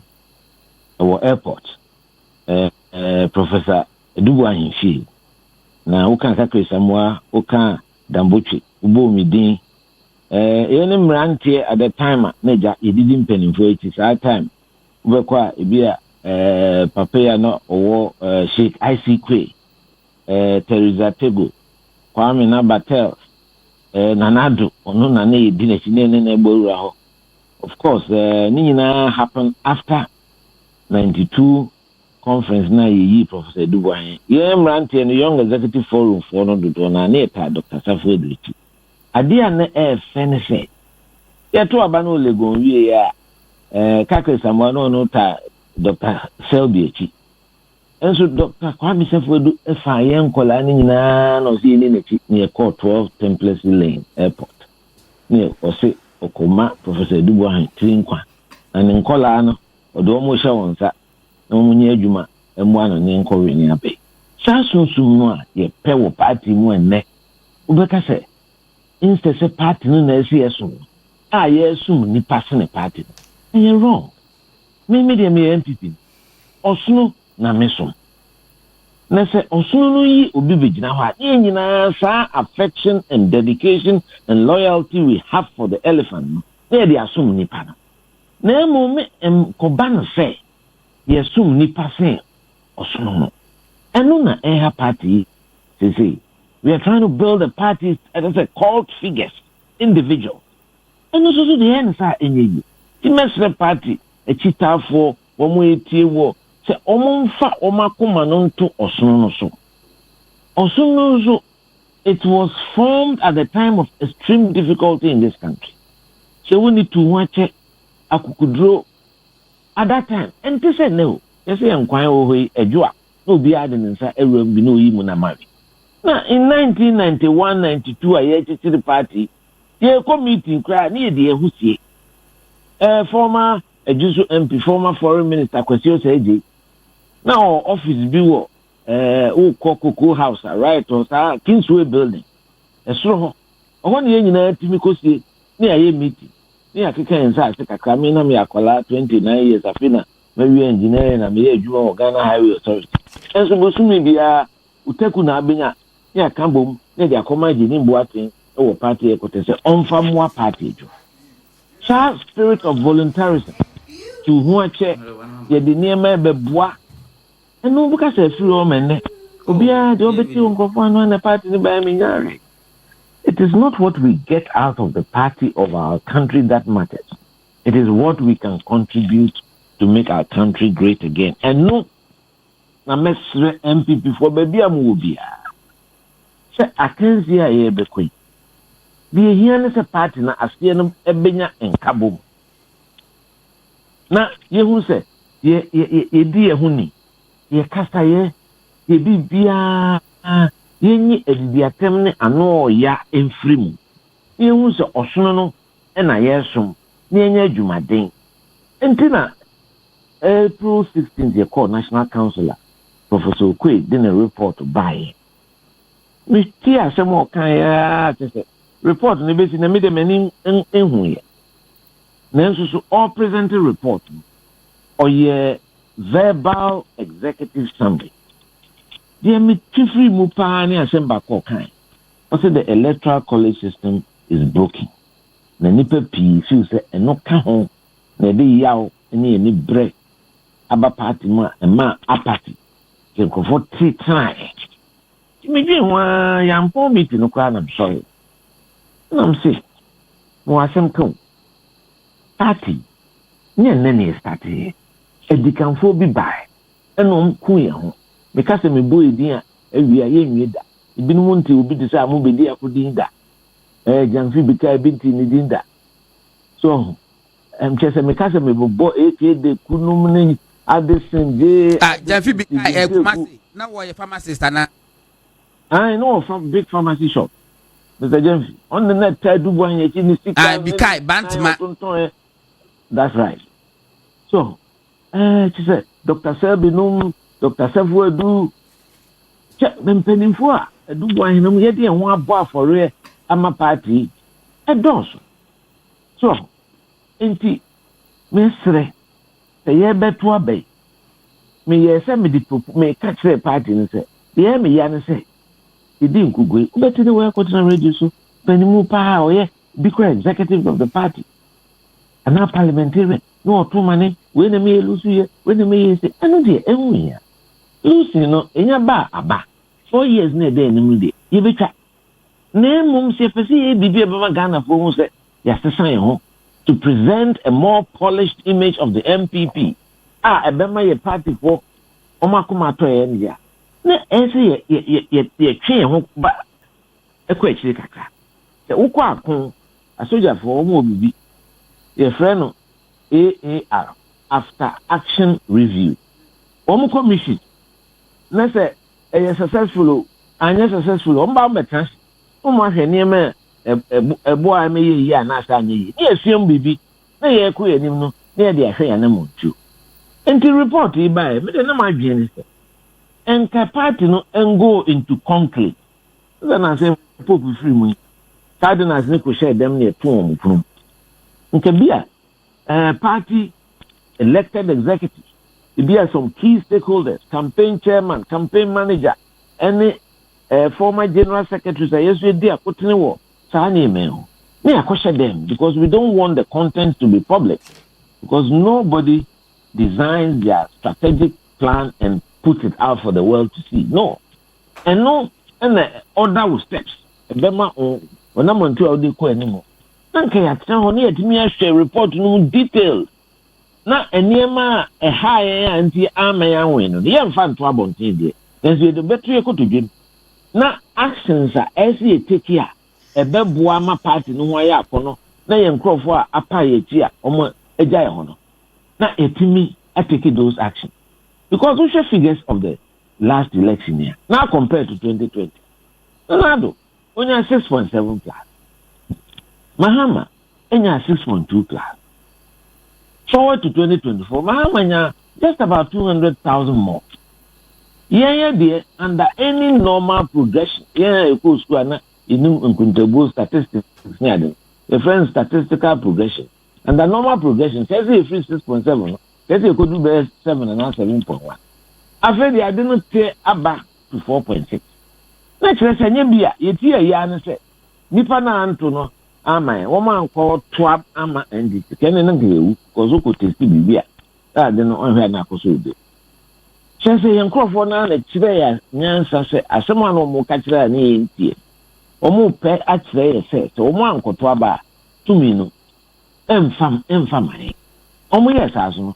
See, and it is important we appreciate the concerns of the party. And Nema party for no Mr. So there were a lot of platforms. So my number, me used to number press secretary to president. I know you tell us that those is good. Nipa bebre ni me sisa number no be sine. In the MPP ni bi platform, not the matter so. Me said that kasa oso ntia na dodo no anim se so. But ahomachi na se mo mra na me hwe na me tie de o mo kan na me hu o mo adwen mu ne me ha won ne ate. Ti be sorry o council meeting am kase. Ade e ha party for pa any sa delegate system. E dey say be to me ahye nipa 5 pensem a o mo ne eyi mpanimfo wo party. Na Ghana has yet communal houses. Difficulty. It's a me MPP ni na me delegate na me be a delegate no be koba no the TV aba okoba bi a or the your friends and fridge aba okoba bi wa or the FD or the woman dey rap ma dey ni ade abata until we are overly monetizing the electoral process. See betimi asesa na say reduces our monetization. Say ye biem nke ye benya eventually no obi a we MPP ni mapa watchro ni din wetua ni dues de kese a friend of card bearing member no kese oto abani bi nanso so yes hanete because me busa IT phone almost in fact the last council meeting on be my update 184,000 for per ena omo your database as card bearing no cry 150,000 cards when you me print because card printing no and yes sika ketwa and the card be cost between 20 and 30 cedi and yes e bebiem na yama every card bearing member na capture even 1 million out of the 4 or 5 million conform tato abama and we sika pudu a e position one high age and the imagine no the next best thing and say Yema Obia wasum party no da. That was my first proposal and most important proposal. Wasum party no da at the polling station level, at the electoral college and electoral area coordinators level, at the constituency level, at the regional level, at the national level. Nien san fanka omo to say no omo nyina bi omo voting right. Nien former DCEs, former members of parliament, former ministers assume a party abai, former deputy minister. Tescon, the constituency bini or Tescon wa. Ye president no kwa na eseto. Ye miemu na executives ni nyina nto. Ye ko overseas branches na branch bia executives to not just the 3 delegates here do omoba niade na yemie adinum na council of elders e constituency wo nyina nto me nka se ekuyi kakra bi anase patrons wo ma di esika ni ade boa party no constituency bia wo patron sasuna obi ya ambassador ye mfa man directly there nanso so waso constituency no as a patron ono so through why a patron of the constituency no obetimi enya voting right the same with some of the CEOs na omo boa party no through their constituency they can be seen and given voting right as patrons of each constituency. It is my first suggestion na mature am dem say the next day April 17 the Coma committee council no a power so omo share amendment no me can say number 1 the party should ask all the 276 constituencies say woman creative caucuses.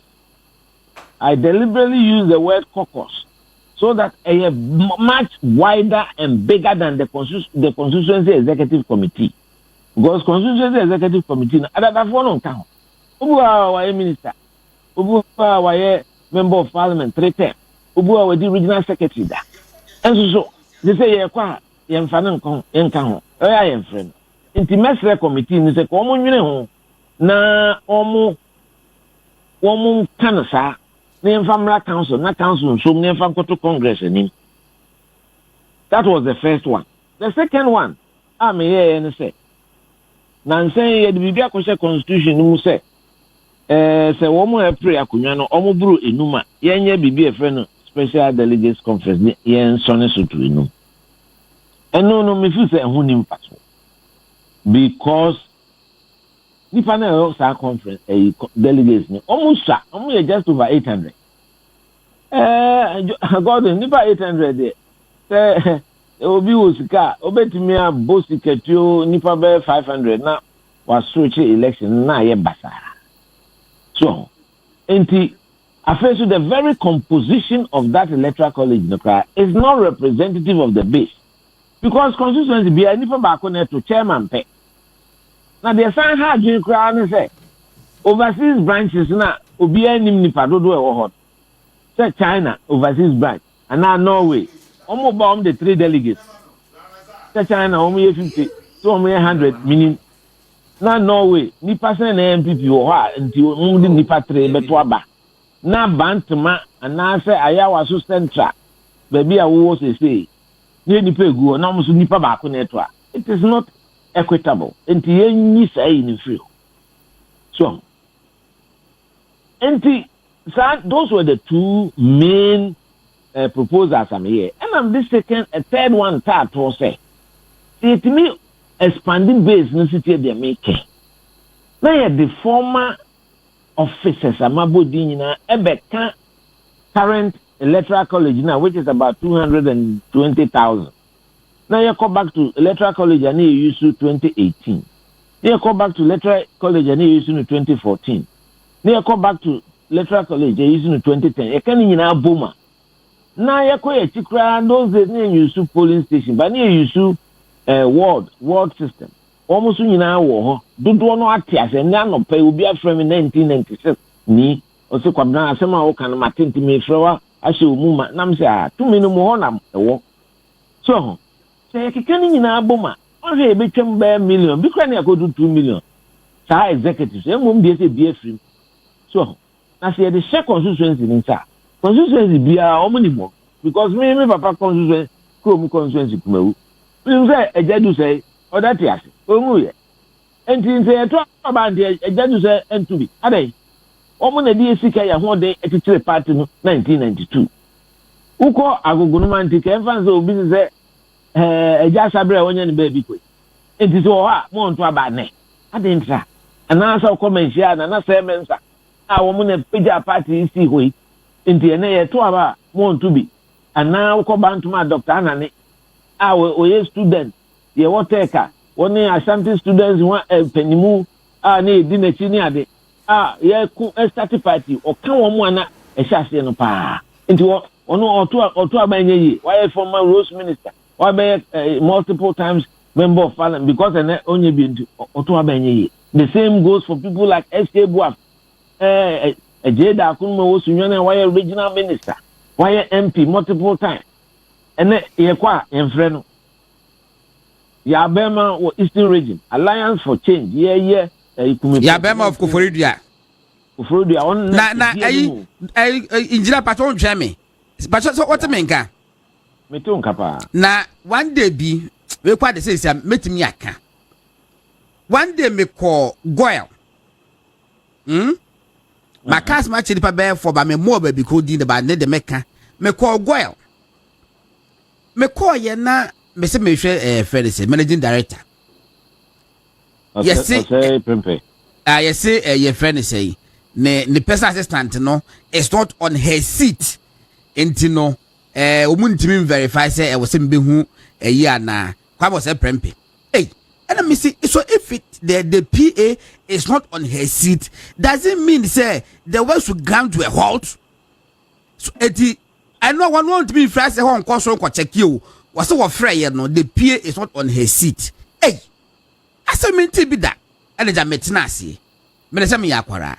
Na me ho no man me hu se papa obo ni din sisi lawyer ya bema eso abaho obusa secretary say won hwe affair say lawyer kwam say prempa no obana ka the same thing actually say the PA is not on her seat and I miss na ya bema former MP former minister former Eastern Regional minister former manpower and employment I think so works and housing minister lawyer Penny also no sebe the body no say ketwa kakra and na wahye no African print bi and na we gina ho san is as if you call nanim and we just kwatena ase for close to 1 hour this lady kept on saying and the PA is not on her seat so unless she takes her seat and just had ya I hold the two misa akom na me call lady no me ka say papa na obebu sawasi say wonimu no and I me say the colleague the colleague and name you managing director kwam was a prempe but kwam was a prempe because the senior no at the bar yeah but be catch na ekokwo so kwa friend na say the senior ba no hwe no why do you do that I final first lawyer abema no hwe me din na me chia no na me tibi na me abufu anti me so ifo na me koye enti na ne waboli din such a person se party no take decision that be obibi emu a I think it is right and proper say on beka ho la injina ba to aso so enti when some de bebre tese niema e kanipa koma e hinipa e doso wo party ho enti me yese say yetimi biem na mpanimfo nyina ne adadafo nyina aso party enne omudi abobo atena chire no e beka ho de a and no beboa because MPP no polling station elections they didn't talk about nyina because nipa num nipa na beto dina ani braba na sadada fona omo be polling station members from 2018 2014 ni ade nyina ya kaso mo voting right who was say ko polling station election kwa hit na wom nyina e beba fo na there are certain constituencies that don't talk wo ho me be general secretary benson me am chrome section for the Wontumi yon from mampon de bia pinte kumehu o de ba Dwambe o de ba just so kwale ka ho just so now they are call mention not near because no matter assistance MPs no MP bia ba opese oyi ne nkrofo a office o man to aba ma no e free register no so enti ne nkrofo bebre akotena fi a omo akoma ya won ya omo bre party say yetimi ji sa de etuma so be a former member ne ye yi na free so kra obesanya voting right enti e desa independent makodi we ti because ye yi me free mu nyina e be twa na jo garden timi desa idea we ba say idea e boa obia it animates the party at the base it rejuvenates the party ni adina ye nye ni say enti say betima ye ne sa dia because of tension na aba party muntino it me expand the base we achieve that limited expansion of the base of the party including the polling station executives now Any kama dream no kayen to presidential entem and I say inya wie expansion ananka ya to presidential prime minister no na the heat na bafo me can say no minim say na binum agenda that say omo penentem say no ma so enum say me proposal am de ba na etu ne pa na all over the news Ken Agyapong says top to bottom to top Mr. Manusu any of those words early Congress says I feel one of them say call so by so I say what me can say that remind party no ense say ne kan ko ne na ho odin no e form na wo that is where the polling station executives that spirit of volunteerism on them fiem bonkrofo puno or kasa or ye or tetar posters omu here enti me see yanka inform nyina dadafo no nyina meka ho na emma petty no enkenya enti ye call last week the year committee did report no bias yeah me dey say super delegates no can say yin free or hunim faso because last election na presidential candidates no me 13 and so call ballot paper enti me feel say restricting it to 5 no dey yin free omu je no tum me dey omu je tum say all the former executives at constituency level regional national level no any former MPs former ni nyina omu je tum na mum police station where omu do so a where omu ye adwumaden pa all the man take me sorry say that busa chairman in the council say man take police station in the proposal na me see entry police station national omu say omu ye progressive into omu di 2 e better na me say 2 na 2 no one e ko yi say 2 and a 2 no hwanya because as I say no yempe any situation be create animosity ni confusion adada for they appoint on dada nti nyemme and now we ni appoint on they have been there and served the party for years almost no they are known they are verifiable and quantifiable nti me de hono de anyeme de ana yewie you know na obi am say Dr. Ntim Fojo Reverend Ntim Fojo yes council no constitution man who can say yen decided on date of a year nam say and they no correct obian can say enye no correct nanso so say ade here pa ne expansion no any removal of the super delegates no say could take a decision be say a be overshadow sadi intimidate ma femu de me no let me feel say say because you have a Congress 19. You bet my train during the conference. Yeah, candidate. Because news there, one Muslim media, more for the sensation. If you have Prime Minister Sempe and number dominating news. Emma, me can't be nominated to the BSA take a decision conference. And politics, so the Dodo Becano, as he so. I wasn't very happy what happened, but Sana, here. All right, is it there? Almost take a side decision. And the news about who says expansion Obiante Obia Mentis Obi can super delegates a free mother, the can and the early Congress and the top to bottom. No sooner here party. The date of the elections, say originally a betu, said a Benny a betu. The constitution says the last date has to be December 6, 2026. National Council won't question by January 31st. Name Electoral College in a better ban and no who here. That is where the matter is. That is why I know I'm standing in Ashton Carter say, Mature, Eddie Akoma, all the constituencies in the Mr. The General Secretary or the proposals I council approving on the back of constituencies, and a party no constitution check. Yeah, the core constituencies now. Constituencies no any meeting, no more share. No more refuse, almost cafe. The almost abandon almost some. Then some for polling station for no Emeka home and electoral area for no Emeka home, Adada for no Meka home. Then city, then munyedu. And that is the appeal. I mean, number be and the Mijina, me no Casay, me select party for 80 constituency for. ordinary members, omo constituency officers, delegates, never conference. One won't take a decision no crisis here because sometimes you're trying to conference time, they do yes, a voice vote, hey, and near my SCA need to discuss it.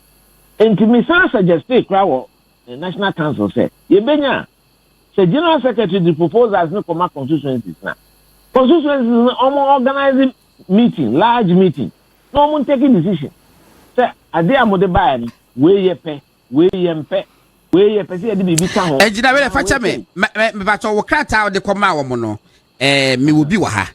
Na, we Democrat, former General Secretary of MPP. Was you see, I just about 1 minute ago, I said, majority decision at the Juma. But wouldn't you the same? We encourage the grassroots for the say, or mobile, or more advocating for the inclusion of past wards through polling station executives, electoral area coordinators from 1992 urban. Wouldn't you say against what the party, the decision that the party took last week? Yano. They said any decision. The party accepted the proposals from the committee, a different decision, but only the date of the presidential primaries, and the council taking it. The proposals and they are fairly they call for ratification. And the accepted proposal now, and your council. But suggestion the bus, I'll let you mono. Is it on the table? Yeah, so far, on my Sunday, 303 pages. Is it part of it? And no crime, and no crime, Usha committee no, almost free a lawyer for free, we know it. Almost reducing to bear 10. Near my 10, I'm say Frank Davis boss. And I'm can say, oh, yeah, near money be bria, and bring the pennies to confuse you. The here party for no power, any the expansion of the electoral college. And the young focus on Bakumi and Sabi. Yes, I also didn't matter 300 comment for better attend. I remember even the previous day, make us look. At the end, Usha committee reporter Professor Ukwe, I did hear party for panel expansion of the electoral college. So let's look at the electoral college. Let's make it the major item. I could even come out the name of Frefa. A confusion nipa. And he said, me, yes, say proposals near the Bremer. Proposal at the Brown just by force, so accepting you now. Yeah, the Brewer constituency BIA should take a decision. Ibianka, the broad better say Asante, 47 constituencies. Ibiemu 30 say a pay. Ibiemu 80 say a pay. Ibiemu 65. Enfa bibin count. Charles never greater out of 34 constituencies. Ibiemu 30 say since na enfa polling station for non count. Sa na oko other regions ne a year. Sa na say no. Engineer, don't worry. Oba, me no war. Once me no war outstanding, a very extensive. Interview see but one quick one, Pacho. Are you contesting? Let me cast a junior organization of the party. Most definitely, yes. Because me prepare, me be kakaka, my consultations being identity. I think in the first week of July, I'll make an official announcement. Yeah. Consultation me kwana meka ho ana I said me no agita nkomo ida nti but I think that there's a strong goodwill from members of the party who feel that we have to go back to our roots, what we know as MPP nti so me dem ho be chere party for no edru ho a to me no omsem na wo na meka say entabom ene de ebeye no ene hia abato no de there will be kokomoti, there will be better na drink. I respect that. All right. It's what the Engineer Ken Agyapong, former General Secretary of NPP, and what is saying no AD and Komono. Aha, I would be radio 95.9 Movement Television. Move feedback na mode bano. Bebre, lots of them. But you know, make me there. I tell you, if you said the engineer air cano. In fact, but I'm said it's not on the table. You know, the part to take a decision. What them no, but going forward, you know, so make my expanded further. It's no, meeting up on the top of one. Peter, remember what man? Someone now can make a end to the lawyer. Oh, in fact, they now. Wow, Betty. Oh, the mammy never call. Inti now make a January. flag bearership contest no once na make say there's nothing like early congress. Yes. Na me check. Now omo be na confirm. Yes. Intina ko be on put us open December. And by them say clause in say 6 months announcement na to the time in Nigeria am I push call January. And the bill omom ko take a decision so yakuku dam. Na me final point e wo e honens in say who ye party ni now who decide to join the MPP you are bound by the decision. Uhe Article 354 of the party's constitution or say on member duties of a member 54 or say abide by and publicly uphold the decisions of the party. Abide by and publicly uphold the decisions of the party. It's all a party ni mapa. That's also doku nunkwa there. Once National Council could take a decision, say January 31st, Ombetu Abano, it ends there. Okay. You may disagree. What I say? They say, "Who share you know anymore?" Or say, "Your papa anymore." So, or disagree? Can't go against the son. Now, what the proposal call? What the proposal called ye? Pastor Minim, Miss Oh, because we Ken Agyapong the proposal. What the coin no? Or me wa copy or maybe be at the home combo. But me nipa nasem can emi ya kakabo ura wache jako. You see, you can disagree. My own Torino. Yes. Torino. You can disagree. Yeah, ciao. You can disagree with the decision. So, and rightly so, that is entitled to, or he's entitled to review. But you see, all your interview, no quotation be assembly or kind, I'm say a problem, and I'm quoting. I say, if you understand campaigns very well, you will not elect a flag bearer at this time. There are 88,970 human settlements in Ghana. And so if you elect a flag bearer and expect them to campaign in all the communities, it will take them 10 years to achieve that.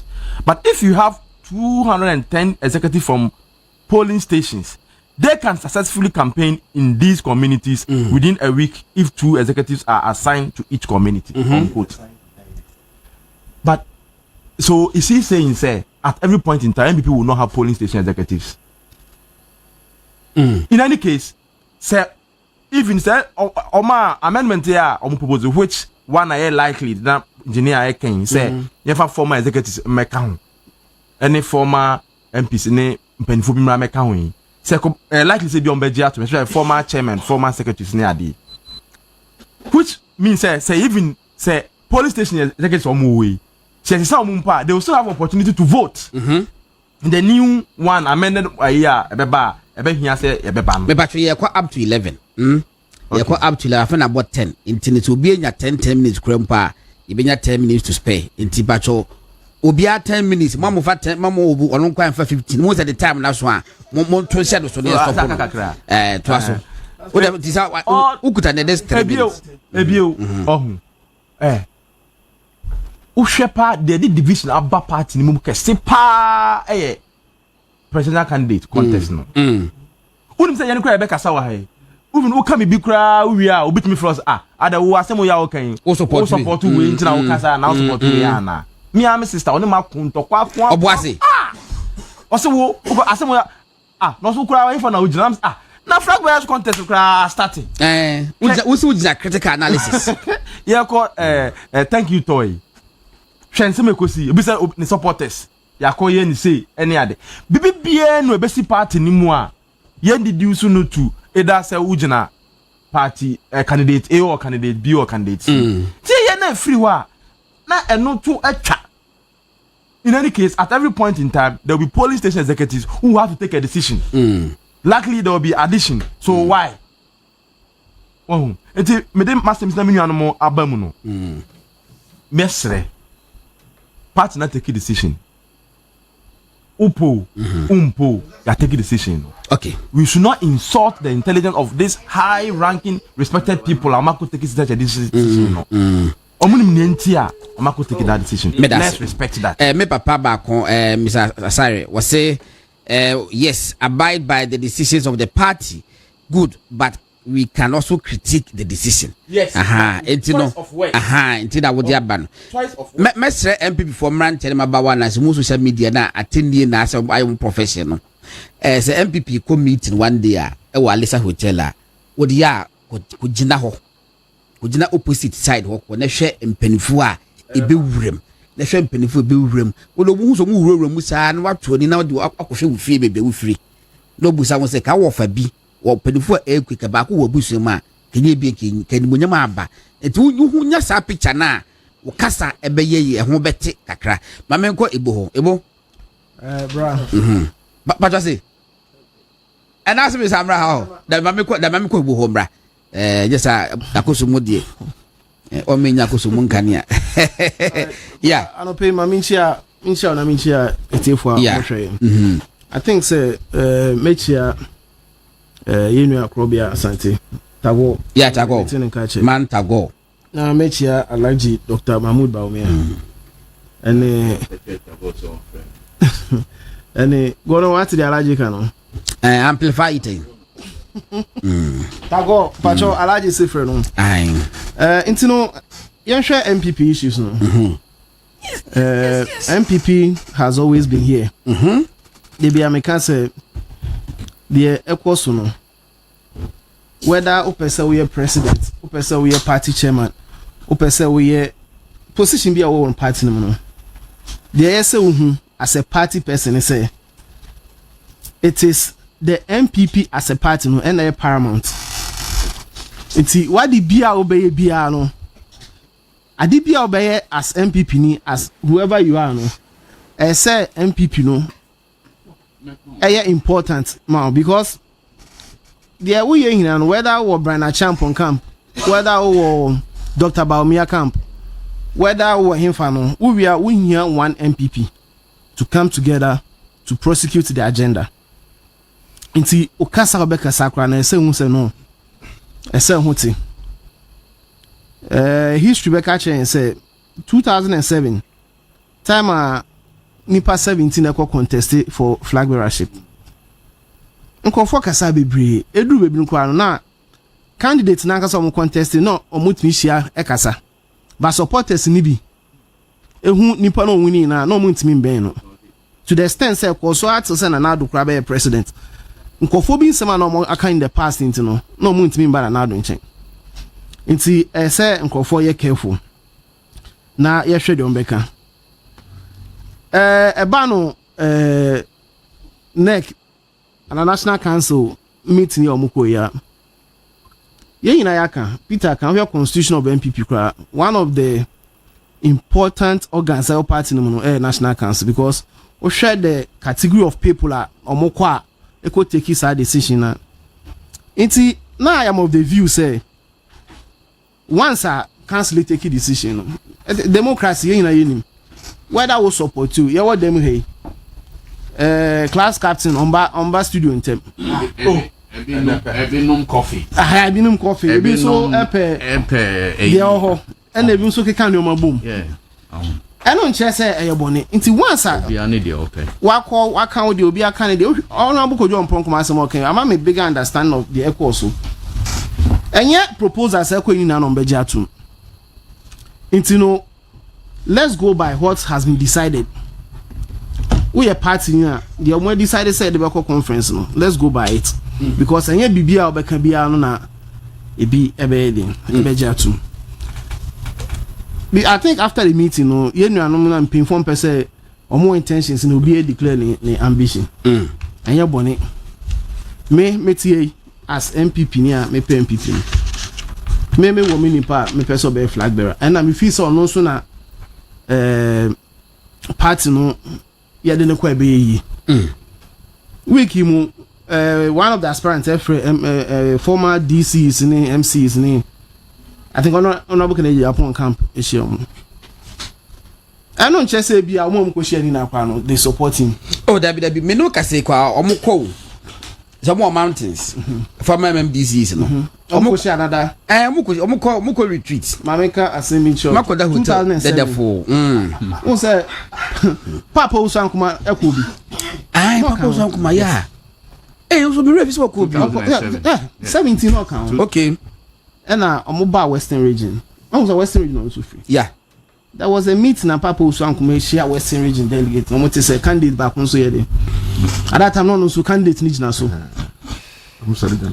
within 30 minutes now e wono so fabi am so fabi e wono no anerage enye wanko a dabi hakma so fabi e wo wa alankase de no at that time na ono papa so anko ni nua na regional chairman na no so anko na so anko yes na wow na madam Abnakwala no ye regional women's organizer these were the two people intino candidate bia all right so be share nipa bi opebia oh of course intime man ko fon ko yes MPs no mo ko sra Dr. Baumia ne de sebi aso my boni bi ni na ye how e be manage no and na mo bia so emfa na adwum say election and as politics no the fact say last year and last 2 years no obi ye Dr. Baumia campaign manager ntino and no free the campaign ya de ye wanwa oh that be crazy let's say there wo de bia because ye MPs are almost support Dr. Baumia ebi at this time around ebi mu wa omomba yes the same when you will be almost support and Chemantia in fact and now no pena me share am say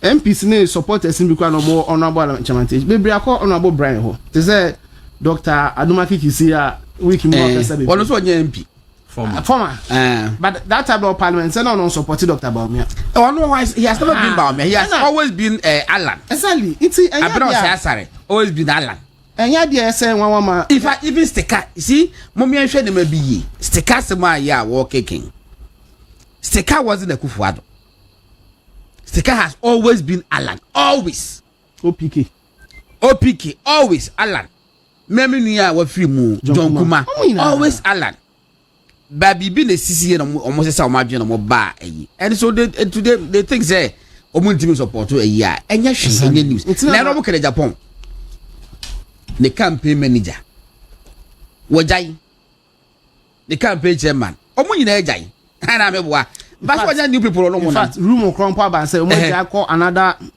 ayi efes efet da bi ayi ba call kwa be wusu am told say okwa Brian ba no nche upon be the meeting so far nti no nche say eboni ana say nti no me yema obia right Dr. Baumia betimi esi obia MPB betimi akaso support we the same way ebi won support other candidates and am ka say dey yin na no it is the MPP na say adwen ho say wo wi a wo hia MPP no ene na abaye adwuma nti yen hwe kasa ne because 2024 election no most of in someone NDC used their campaign ATI MPP MPP for na someone ye kan including some of the people are more contested as presidential candidates in ade no no sa party ye ko yi flag bearer 2026 na and a Peter Kan constitution no one thing I saw be ehun say whether they have performed well or not and as some perform poorly to some extent no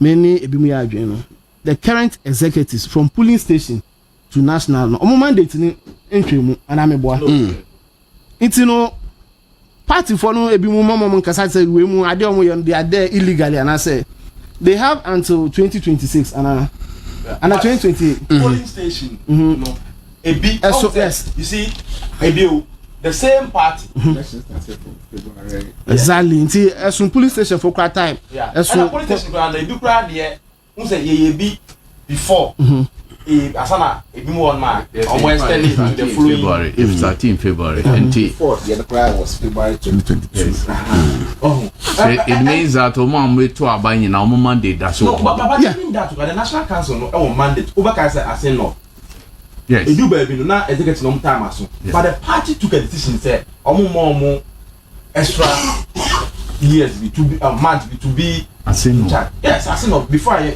by election you know national okay mama Peter mama intino constituency okay intino once here this timetable na ba I say you have to go by it and also be boa ma dede na e wo pa yen na yenim say ye flag bearer na most of the dede e so party say the Peter ni obi aka na flag bearer ansem ya ena memo bin dream say ye flag bearer na say bia ye fa say Dr. Baumia wini a eno che say oba no regional elections no constituency election na obe impose because party for na nim the current national executive party for nim omo ye adwuma and I say ni person ho any ni person so ba bi nti people shouldn't link it today be a flag yes you may have some one or two choices but at the end of the day no Dr. Baumia going to mean leading selecting national executives in other way no am I nti no I feel say party baby are non supported the whole table also no.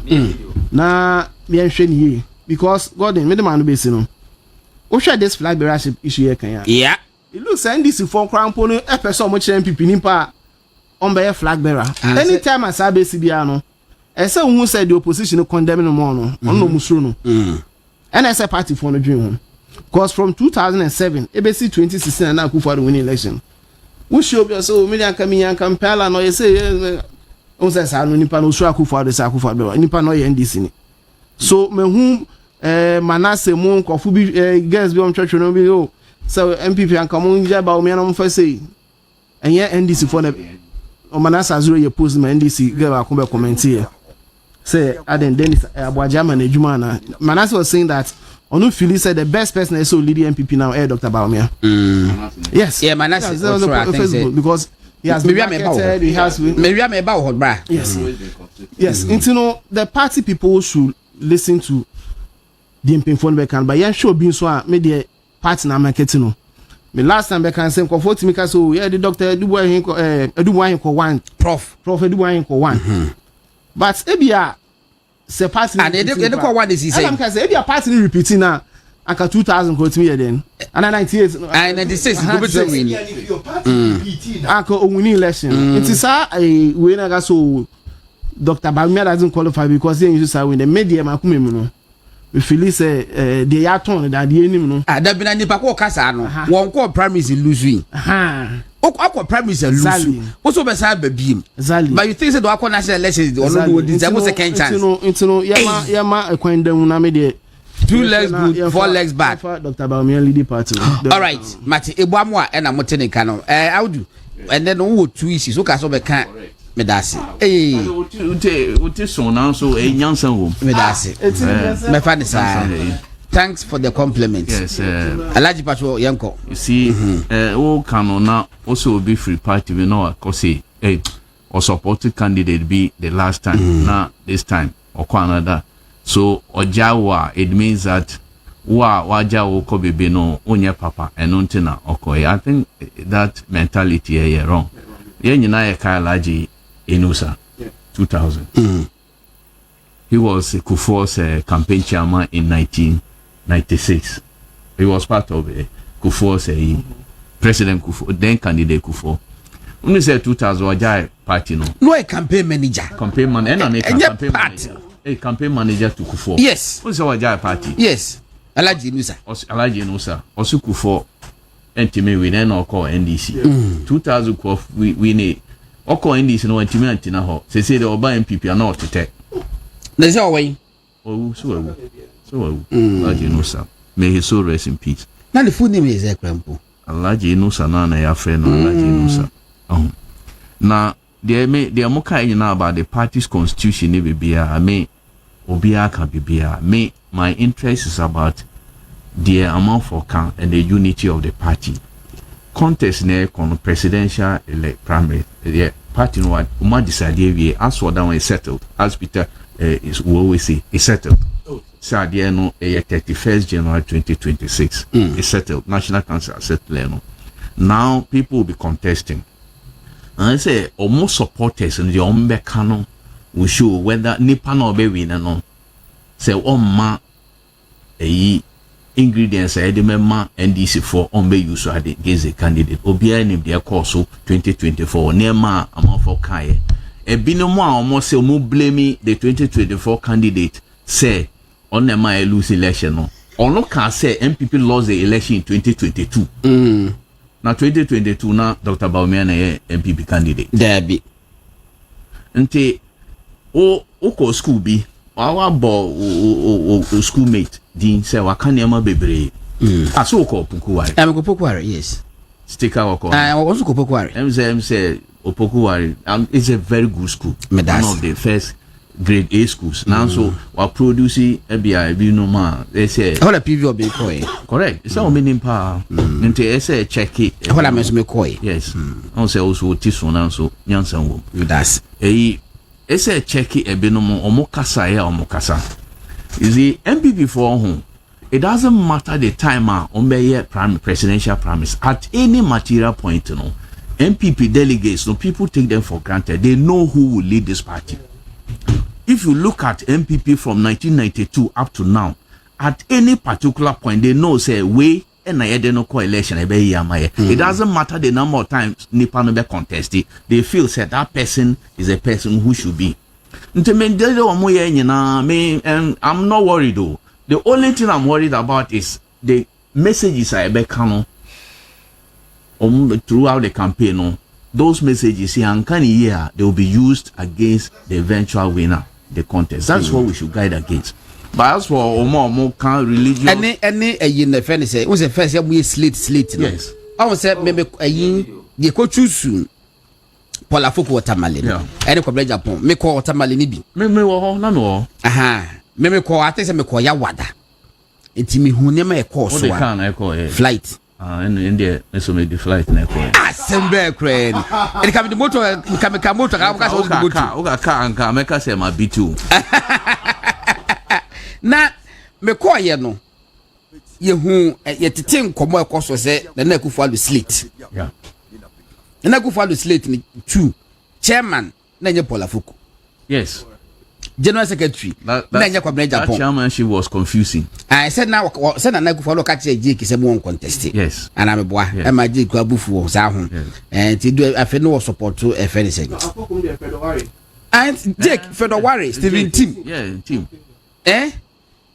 And Fuku. Now, I want to who say MPP delegate. Always they know what they want. My goodness. Because MPP for the past 20 years, any form of support to the power penasem and a Nekufuado. Say only the party no. But they didn't like his choice, say say John Bray as general secretary. Yes. At that time. Yes. They had voted for him in Kumasi. Yes. They had voted for Jake in Kumasi. But when we went to Tamale, I said no, Yampe Jake be even though Omoya Akufado loyalist. Omunina. It be who they call so Tamale that day. By the time that I mean you can basu a film. Namika Mesiki a true book be cry about say we a politician. Na enko for pewasem extending it to say the open access to be anchor support. Exactly. Like here trouble could be I was hiding but Kaba died with it unfortunately. But you had with the picture be my photos so what confirming the American yes any material moment MPP delegates they know who to lead the party at any level. Yes. Even at the smaller polling, even at the polling station level up to the national level, then presidential candidate. Omoni baby and people should not think it so that thing say near more canon and never influence their choice. That is not what they know. As we said right now, they know if you go to the ground, they know who will lead. Oh yes, yes, they know. So they know more. You know, we should just avoid near be those things will be used against us. Now, me the picture be to Mr. Santi. Yeah, now they are to some why? Oh, okay. So en American, Nepa no can say ebiom. Obi can say Eduboy. I've seen Eduboy being quoted say, why is the person not mentioning those who followed him? Why is he not mentioning Kufuor, who went first one? The party brought him back. But if a picture be that way. Alaji Inusa. Alaji Inusa. And then the picture at that no. It's no. Nipa bebre. You fed Isaka Inusa. Nipa bebre nimuno. And Minister sent the message was say Alaji Inusa wanted to come back to MPP in 2001 as a prodigal son. Yes. But Chairman Odoy Sykes stood his ground and labeled Inusa as a traitor and not a prodigal son. Yes. He died a few years later. In fact, Alaji Inusa until eventually he passed on. All right. So what I'm saying is say Nepa no obo why is the person not mentioning former President Kufuor? How call 96 1 say party no repeat they know by biom 2000. Why is the person not mentioning the just immediate past president? Nana Addo Dankwa Akufo-Addo. So we call 2008. Yes. So anya. Yeah. We call 2012. So anya. 2016 and onya. All these years the party has trust in these people say eventually they will win the power. So all these years, and so now man for contest more. Of course. But the party knew who was going to lead them. It is a casano to say bigotry sticker. Religious bigotry sticker or propagator and a hammy. Okay. And a hammy. They may say, you know, dear me, I'm not worried. They may be waiting. But you be quiet, Kai, say, Yami Monday. Yes. A central for Ghana in Naba Kotwaba. Okay. Akwakuyi president. Yes. Monday weekend. 31st. This Monday. 30th. Monday week. Monday week. 30th. A central for Ghana in Naba Kushaka Kotwaba. Yes. Na a central for the Nimni say Albert Kwabnajon for the incumbent president of GG. Maintain. Niyuma power ye. Yes. Any division that one in this one. I was saying to me as I'm maintaining. To our fighting for yes press freedom. Defending media. Yes. Over the past 4 years. The ebe koso nyame aduma dwada na wotwe yes Ghana for central for nyina abakotwaba ama Albert Mati ai me kwa amra no na me nka na me wie me so obvious street okay to us easy no edam you pan any way Ablekumanov who said ye wie election 6 months in Ablekumanov is still pending among for biawo representative a parliament. Why? Because he said 3 polling centers per in a young fan home and court amount order say security police or mama easy security now on finish collation that has not been done up to now. Now no and majority chief whip that Yamapo and of bizarre question for easy to explain why that is still pending. On by no and Jimensa, the EC chair, Wontumi amba. Now the Viamapo, I don't know. When say these people they have a certain fixation about Jimensa, Mrs. Say my men at any material point they will want to have an opportunity to run her down. Unfortunately, or fortunately for my men Kasano, no way. She had other duties outside this country. Yeah. To I'm a lecturer. My former lecturer. Bossman. Bossman was what you want. Bossman will chair me master's level, migration and international security. Oh, okay. Miss what chair, my dear. Oh, the political science now. Yes, but I use his book. He has a very nice book, foreign policy. Relation, foreign policy. Into what by no, and the man, the questioner, majority people because of my men on banty or no. Or suspending the question for the woman herself to come and answer. Why? Only that Piamako. What's a bouncer? Okay, nightclub. Giddy. I'm so on penny. And Habib, first deputy whip, minority whip, and also go to standing orders. So, Parliament constitution is standing orders, and no any procedures in no musu. And I'll say, standing order 88.7 and I'll say in the absence of minister, member or head of an independent institutional body to whom the question is directed, the speaker may permit an authorized person to respond to the question. Authorized person. No? Authorized person. Yes. And not now a folly on way. Bossman Asari. So the speaker, Bossman Emmanuel Asari. The speaker, second deputy speaker or presider, and I'll say you ask a question. If you wanted as let the second the deputy chairman answer, say per se or more answer there and they withdraw your question. Now yen fire baby in court. Yes, was it boy? Also okay, then he should answer. Or by no or can never be brain mama say Ghana home. Me say police for yan charge you for contempt. And then this democracy no can say we are wasting our time. Sir. Sure. Also on the two answers of my no. Also on 28th March 2025, EC wrote to the Ghana Police Service after a Yama directive say court ama order say provide the security about three outstanding police stations. Seeing the task force to agree on the date for the completion of the collation. March EC and respondo. Then a follow-up meeting should on April 10, 2025 was postponed after IGP traveled to Boko conflict. Omo anka holy meeting on April 10. IGP traveled to Bokunti due to the conflict. The Ojani. Oh, see, I shouldn't do Johnny. They attempt to know Johnny. Okay. Then Ambaso, and then on May 2nd, 2025, the commission again wrote to the security task force proposing, say May 8th, among year meeting so that they will give a new date for the collation to be done. 3 police stations, no.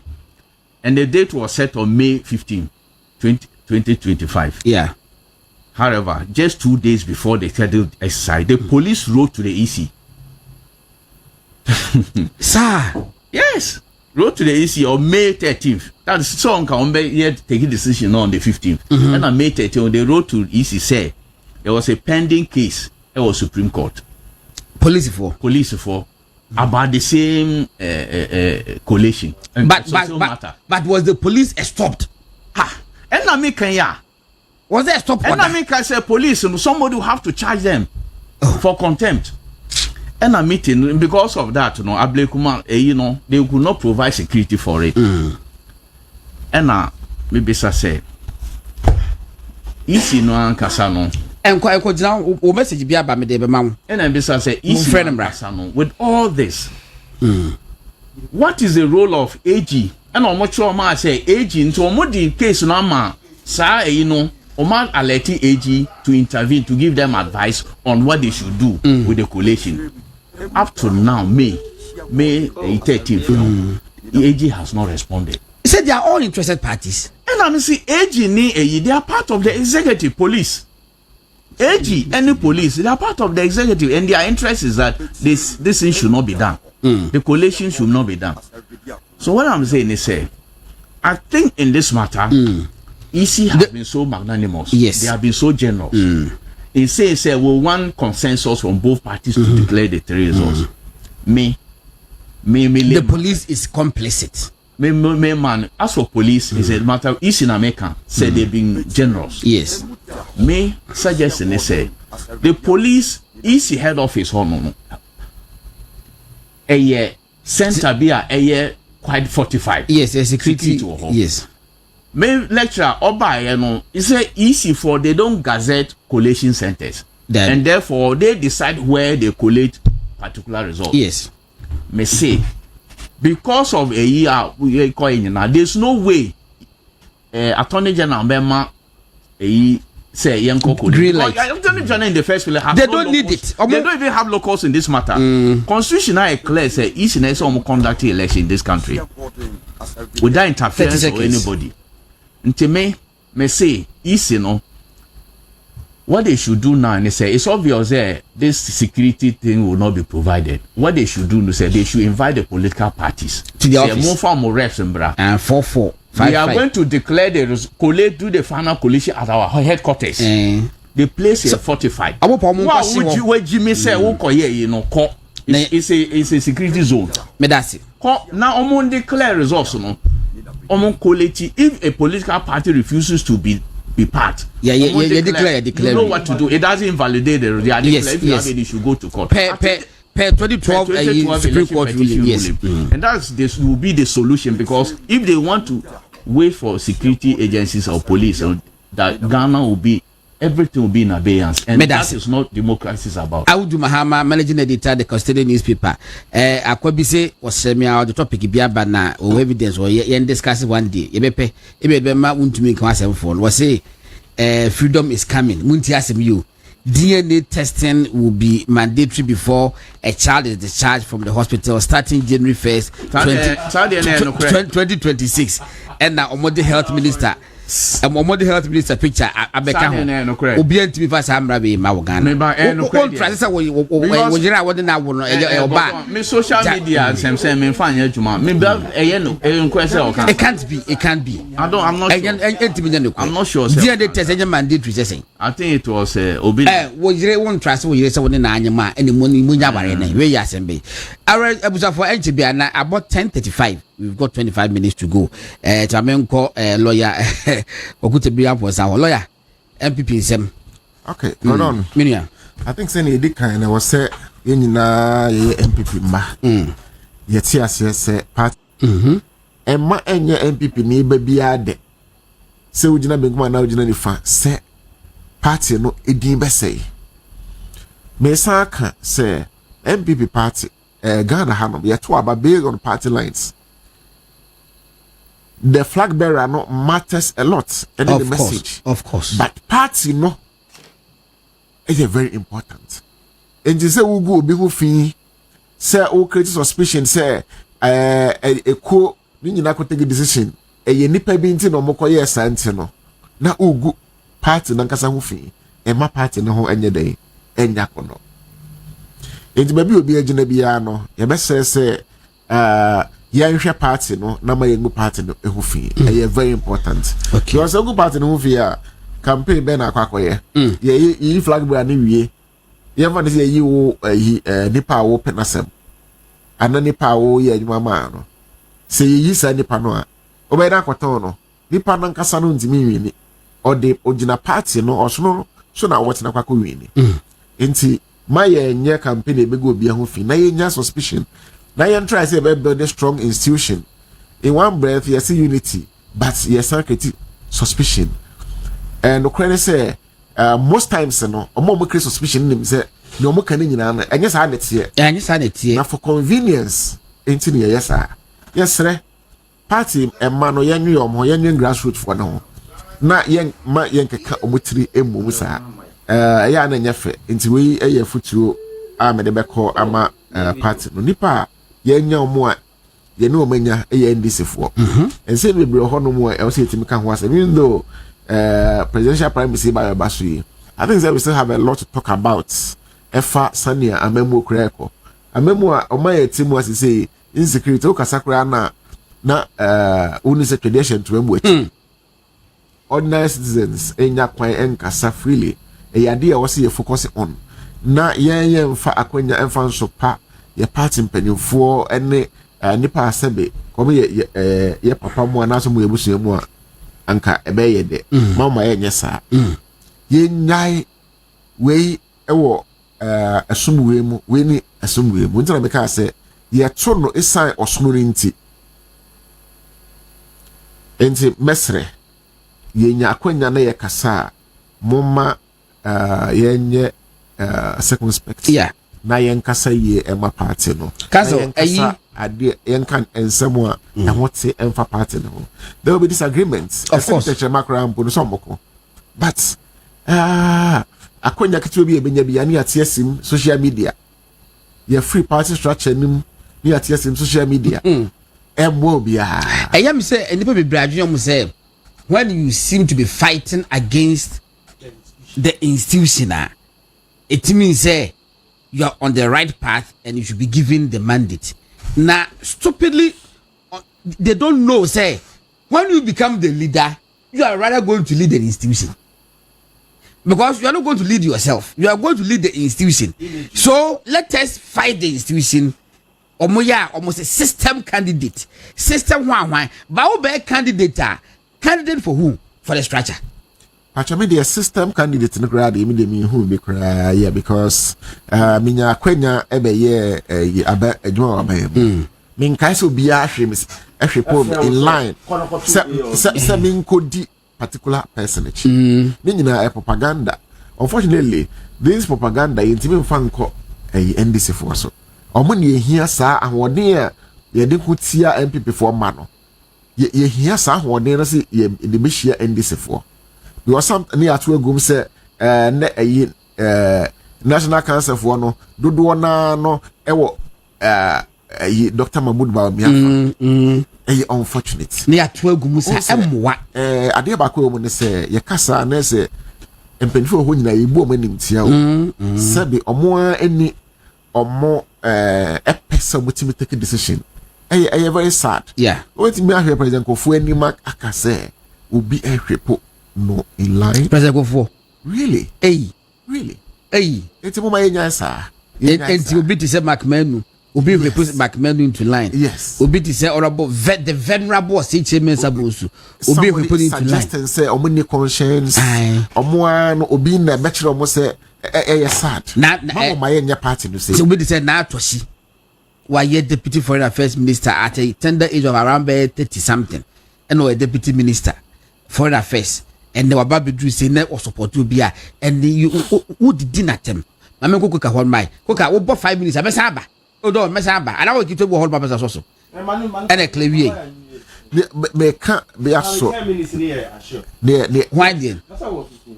Near walk ye cry and mesa abwetri. You see, sir, a penifo abomodin. Apart from say or more a whole positions be also in the past. Oh, here, baby, what if you could do in terms of age? And then Omoji Fru be ho. Omoji ding. And then Omoji Fru be ho. At this will be poor in line and Nasi baby. NTS Remo. But, Gordon, I dear Bakua, a bear one say, oh, no, and some year and some year can you now for 31st January, ne say will be if it will be anyway, you know, when him say a chunk of party emano empono or my drink any house how date no obi okrampa on tea empo obi ono mo asebe oti yi ne kra bi okoba on tea empo you are right so ye beke kan semwa me my police station chairman da me ye financial secretary constituency that people at the grassroots no and then people cannot monte there's also agenda on where you no be asset this bad agenda now you the poor earth to the petrim the other thing is also me person meka and they say you been for mo call national council meeting a decision and you take here mesrese matise bimo epie efiri mobile no omo so be kan bibi foforo e be kire ne omo aka wo hono mo ne ne ye gitom ne ya nyantum ye be sere wo mo ye democracy eti wako board meeting na wa free board meeting abana board ne take decision oba na ba be hu workers ne say board decision de me de na menta me can say e bit me de bibia enye aba inti ye be sere mo sa meeting no bia wakonya se obi owo bia no wakonya se obeche na dwen I lobby other people before the meeting ama omo so adwen po no omo di atum no mo kwa no mo ka no omo akabi afo aso ye meetings say ne ba mesre sempeni for mo ma ne esi wo hono mo no wo be chirechire mu a enye we na e kan say media man support ne we no bi jiri se emwa the madwen ketwa no. All right, enti lawyer and a Martin Kano. Koka wa henfa Koka. All right, mame. Odi galamse bay.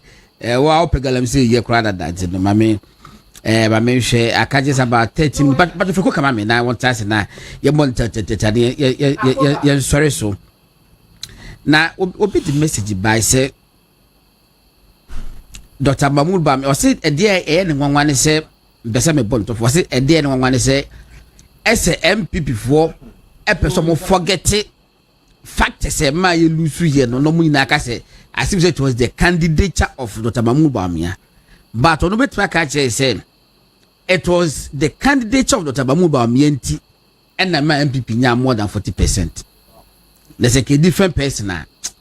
I can part between about 20% because na enkofo ebu afudodo lawyer ma wo ye campaign pa at least minimum say mo kwa Ashanti region enclave ma wo ye adwuma pa ma party no say it says football new transfer season is open enipa bi start a move towards other candidates minim baby awo but how do you verify me the make aso kofo nya double verification here say busa wunu ya say baby ani ya wo last year no what aso hol mo ana ya no be say la what dem but me 1 minute be and no sometimes they are difficult because nipa